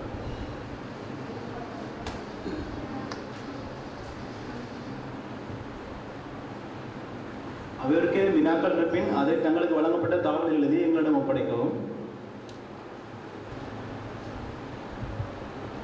அவைத்தலைவர் அவர்களுக்கும் பேராசிரியர்களுக்கும் விரிவுரையாளர்களுக்கும் சபையோருக்கும் முதலில் எனது நன்றிகள்.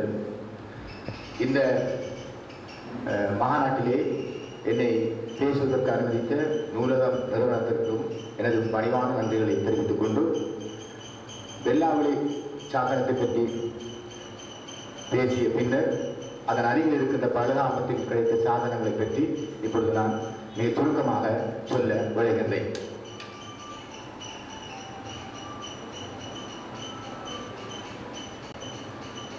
பலகாமம் மட்டக்களப்பு நகரில் இருந்து பெருத்தால 35 கிலோமீட்டர் தூரத்தில் வடமேற்கே அமைந்துள்ளது. இங்குள்ள வயல்வெளி ஒன்றிலே 5 சாசனங்கள் நீண்ட காலமாக பலரால் கண்டுபிடிக்கப்பட்டாலும் கூட அவை காலத்துக்கு காலம் பல கருத்துக்களை கொண்டதாக வாசிக்கப்பட்டுள்ளன. இங்கே நீங்கள் பார்க்கிற இந்த சாசனம் 20 காலப்பகுதியில் இறந்த 2 பேரின் மரண செய்திகளை குறிப்பிடப்பட்டுள்ளன. கந்தப்பன் 1908ஆம் ஆண்டு, மற்ற கந்தவள் மகள் சின்னப்பிள்ளை ஆகியோர் இறந்த செய்தி குறிப்பிடப்பட்டுள்ளது. இந்த கல்வெட்டின் மற்றொரு புறத்திலே அந்த கல்வெட்டை குறித்த பூ சண்முகம் என குறிக்கப்பட்டுள்ளது. இது 2வது சாசனம். இதுவும் 20ஆம் நூற்றாண்டின் அரைப்பகுதிக்குரியது. 1919ஆம் ஆண்டு தை மாதம் 27ஆம் தேதி பரமவதமடைந்த கணவதி பிள்ளை என்பதை பற்றிய குறிப்பு இதில் காணப்படுகிறது. இது 3வது சாசனம். இந்த சாசனம் அதனுடைய அருமைகளை தெரிந்திருக்காதவர்கள் அதனை உடைத்து கண்ட முறையில் புதைத்து வைத்திருப்பதனால் அவரை முழுமையாக வாசிக்க முடியவில்லை. இதுவும் ஒரு மரண செய்தியை குறிப்பிடுகின்ற சாசனமாக காணப்படுகின்றது. இச்சாசனத்தில் குறிப்பிடப்பட்டுள்ள மரண செய்தி பலகாமத்தைச் சேர்ந்த கணபதி கற்பகநாதன் என்பவரின் மரண செய்தி என உறுதிப்படுத்த முடிகிறது. இந்த 4வது சாசனம் தொடர்பிலே பலர் பல கருத்துக்களை தெரிவித்திருந்தார்கள். நான் கடந்த வாரம் யாழ்ப்பாண பல்கலைக்கழகத்துடைய வரலாற்று துறையின் தலைவர் பேராசிரியர் புஷ்பன் அவர்களோடு தொடர்பு கொண்டு இந்த கல்வெட்டை நான் அவரை பார்வைக்காக அனுப்பி வைத்திருந்தேன். இந்த சாசனத்திலே இந்த சாசனம் தமிழ்நாட்டினுடைய சிரேஷ்ட கல்வெட்டு நூலகங்களுக்கு அனுப்பி வைக்கப்பட்டது. இந்த சாசனம் கிபி 1400ஆம் ஆண்டுக்குரியது எனவும் திரு புஷ்பரட்னம் என்னிடம் சொன்னார், தமிழும் சிங்களமும் கிரந்த எழுத்துக்களும் கலந்த கல்வெட்டாக காணப்படுகின்றது என குறிப்பிட்டிருந்தார். பின்னர் தமிழ்நாட்டின் சிரேஷ்ட கல்வெட்டு நிபுணர் பேராசிரியர் வை சுப்ராயலு பேராசிரியர் புஷ்பரத்தினுடைய கருத்தையும் உறுதிப்படுத்தினார். அவர் மேலும் சில கருத்துக்களை முன்வைத்தார். இந்த சாசனம் கிபி 14ஆம் நூற்றாண்டுக்கு முந்தியது என்றும் இது ஒரு சைவ கோவில் ஒன்றிலே பயன்படுத்தப்பட்ட சுலோகம் மந்திரம் என்றும் அவர் சொன்னார். இது தொடர்ச்சியாக இது பற்றிய சரியான முடிவை பெற்றுக்கொள்ள முடியவில்லை. இதேபோன்று இந்த பலகாமத்துக்கு சுடலைக்கு மிக அண்மையிலே குளக்கரையோரத்திலே ஒரு நடுகல்லும் காணப்படுகின்றது. இவற்றையெல்லாம் கொண்டு பார்க்கின்ற பொழுது இந்த பலகாமத்தினுடைய மிக தொன்மையை நாங்கள் விளங்கிக் கொள்ள முடிகின்றது. எனவே இந்த தொன்மையான வரலாற்று போக்கை கொண்ட பலகாமத்தில் கண்டுபிடிக்கப்பட்ட சாசனங்கள் தொடர்பில் நான் மேல்வரும் கருத்துக்களை வெளிப்படுத்த முடியும். பலகாமம் மாவட்ட பகுதியில் கண்டுபிடிக்கப்பட்ட 3 சாசனங்களில் மரண அறிவித்தல்கள் பொறிக்கப்பட்டுள்ளன. 4வது சாசனம் சிதைவடைந்துள்ளது, வாசிக்க முடியவில்லை. இவை நடுவர்களாகவே காணப்படுகின்றன. சாசனங்கள் காணப்படும் பிரதேசம் மக்கள் போக்குவரத்து பாதையாக இருந்திருக்க வேண்டும். இதனால் தான் இங்கு இந்த நடுவர்களை அறிவித்தல்களை மக்கள் பார்வைக்காக நட்டு வைத்திருக்கலாம். மத்திய காலத்துக்கு முன்பிருந்தே கண்டியோடு ஏற்படுத்தப்பட்ட தொடர்புகள் பலகாம ஊடாக மேற்கொள்ளப்பட்டு வந்தன. கண்டிக்கும் பலகாமத்துக்கும் இடையிலான போக்குவரத்து பாதை கண்டி அணி, கண்டியக்கட்டு, கண்டி அதர் என பலவாறு இன்று மக்களால் அழைக்கப்பட்டு வருகின்றமை குறிப்பிடத்தக்கது. இந்த பிரதேசத்தில் அப்பாதை இருந்திருக்க வேண்டும் என நான் நம்புகின்றேன். பலகாமம் வரலாற்று போக்கில் முக்கியத்துவம் வாய்ந்த தளமாக இருந்துள்ளது. இதனை அங்கு மத்தியில் நிலவும் மரபு கதைகளும் உறுதிப்படுத்துகின்றன. மேலும் இந்த பகுதியிலே கண்டுபிடிக்கப்பட்ட அந்த சைவ கோயில்களிலே வாசிக்கப்படுகிற சுலோகம் கொண்ட அந்த சாசனம் பற்றிய முழுமையான முடிவுகள் வந்ததன் பின்னர் அந்த சுலோகம் இதற்கு பயன்படுத்தப்படுகின்றது, அதை பயன்படுத்திய மக்கள் யார் என்பது தொடர்பில் நான் பின்னர் ஒரு சந்தர்ப்பத்திலே அதை நான் வெளிப்படுத்துவேன். இந்த சாசனங்கள் அனைத்தும் ஆங்கிலேயர் காலத்துக்குரியது, அதாவது 20ஆம் நூற்றாண்டு முற்பகுதிக்குரியன. இச்சாசனங்கள் சமகால வழக்கில் உள்ள தமிழ் மொழி திருத்தமாக பொறிக்கப்பட்டுள்ளது. ஆண்டுகள் தெளிவாக குறிப்பிடப்பட்டுள்ளன. இந்த சாசனங்கள் மிக பழமையானது என்ற கணிப்பு தவறானது. முதலாவது சாசனம் 101 வருடங்கள் பழமையானது, இரண்டாவது சாசனம் 94 வருடங்கள் பழமையானது, மூன்றாவது சாசனம் ஆண்டுகள் தெளிவாக காணப்படவில்லை. அடுத்தது 4வது சாசனம் பற்றி கருத்து கூறுவதற்கு இங்கே அது முழுமையாக சிதைவடைந்துள்ளது. 5வது சாசனமான அந்த இந்து கோயில்களில் பயன்படுத்த சுலோக சாசனம் 14ஆம் நூற்றாண்டுக்குரியதென குறிப்பிடப்பட்டுள்ளது.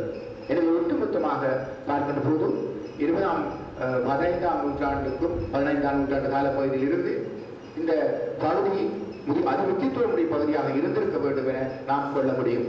நேரம் இங்கே மட்டுப்படுத்தப்பட்டுள்ளதால் எனது நேரத்தை நான் குறுகிய பகுதிகளை முடித்துக் கொண்டு விடைபெறுகிறேன். நன்றி, வணக்கம். மிகச் சுருக்கமாக கட்டுரையை சமர்ப்பித்த சிவன் கணேசன் அவர்களுக்கு நமது பாராட்டுக்கள். இன்று 5 கட்டுரைகள் சமர்ப்பிக்கப்பட்டன. எல்லாவற்றிலும் புதிய விடயங்களை சொன்னார்கள். இவை மேற்கொண்டு இத்துறைகளிலே ஒவ்வொருவரும் ஆராய வேண்டியவை, பல புதிய விடயங்களை பெற்றுக்கொள்ளலாம். இந்த டச் காலத்து கட்டிடங்கள் குறிப்பாக யாழ்ப்பாணத்தில் உள்ளவை, அவை மண்டலத்தில் உள்ளன. இவற்றை படம் எடுத்து பாதுகாக்கப்பட்டது மிகவும் அவசியமாகும். அதை அருந்தவராஜனுடைய துறைதான் அதற்கு பொறுப்பேற்கக்கூடிய வசதிகளை பெற்றிருக்கிறது. கட்டிடக்கலை பற்றி பேசிய நண்பர் மயூரன் அவர்கள் மிக முக்கியமான ஒரு விடயம் பற்றி கொண்டு சென்றார். ஆனால் அதை நன்கு ஆராய்வதற்கு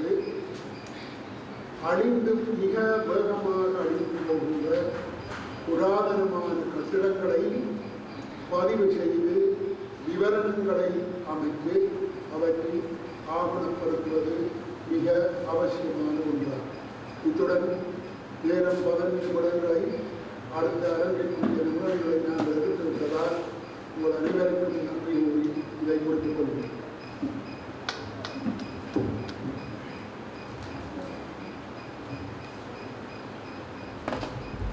இந்த அரங்கத்திலே கட்டுரை சமர்ப்பித்த அனைவருக்கும், அத்துடன் இந்த அரங்கிற்கு தலைமை தாங்கிய பத்மநாபையா அவர்களுக்கும் நன்றிகள். தற்பொழுது இந்த அரங்கத்தில் கட்டுரை சமர்ப்பித்த கட்டுரையாளர்களுக்கு கௌரவிக்கும் விதமாக அவர்களுடைய சான்றிதழ்கள் வழங்கப்படுகின்றது. சான்றிதழ்களை வழங்குவதற்காக பத்மநாபையா அவர்களை அழைக்கின்றோம். சான்றிதழ்களை பெற்றுக்கொள்வதற்காக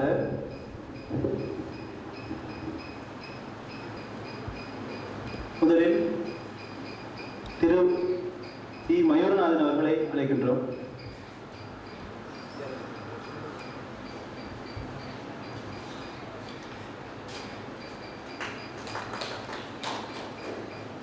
அடுத்ததாக திரு கே. அருந்தவராஜா அவர்களை அழைக்கின்றோம்.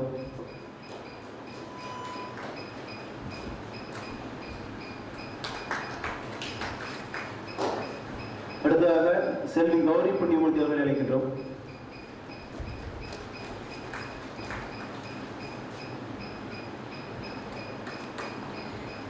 அடுத்ததாக செல்வி பொன்னுத்துறை நிலாந்தினி அவர்களை அழைக்கின்றோம்.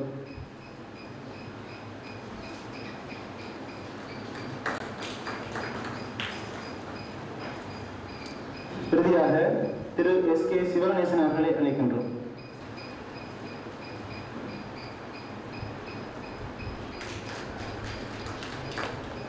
இறுதி நிகழ்வாக இந்த அரங்கை தலைமை தாங்கிய திரு பத்மநாபையா அவர்களுக்கு அவர்களை கௌரவிக்கும் விதமாக ஒரு நினைவு கடிதம் வழங்கப்பட இருக்கின்றது.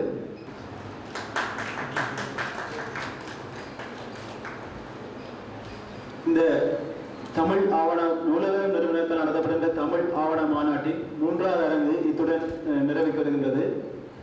இங்கு கட்டுரை சிறப்பித்த அனைவருக்கும் அத்துடன் இவ்வரங்கை தலைமை தாங்கிய முத்துநாயகி அவர்களுக்கும் நன்றிகள், அத்துடன் அவையோருக்கும் நமது நன்றிகள்.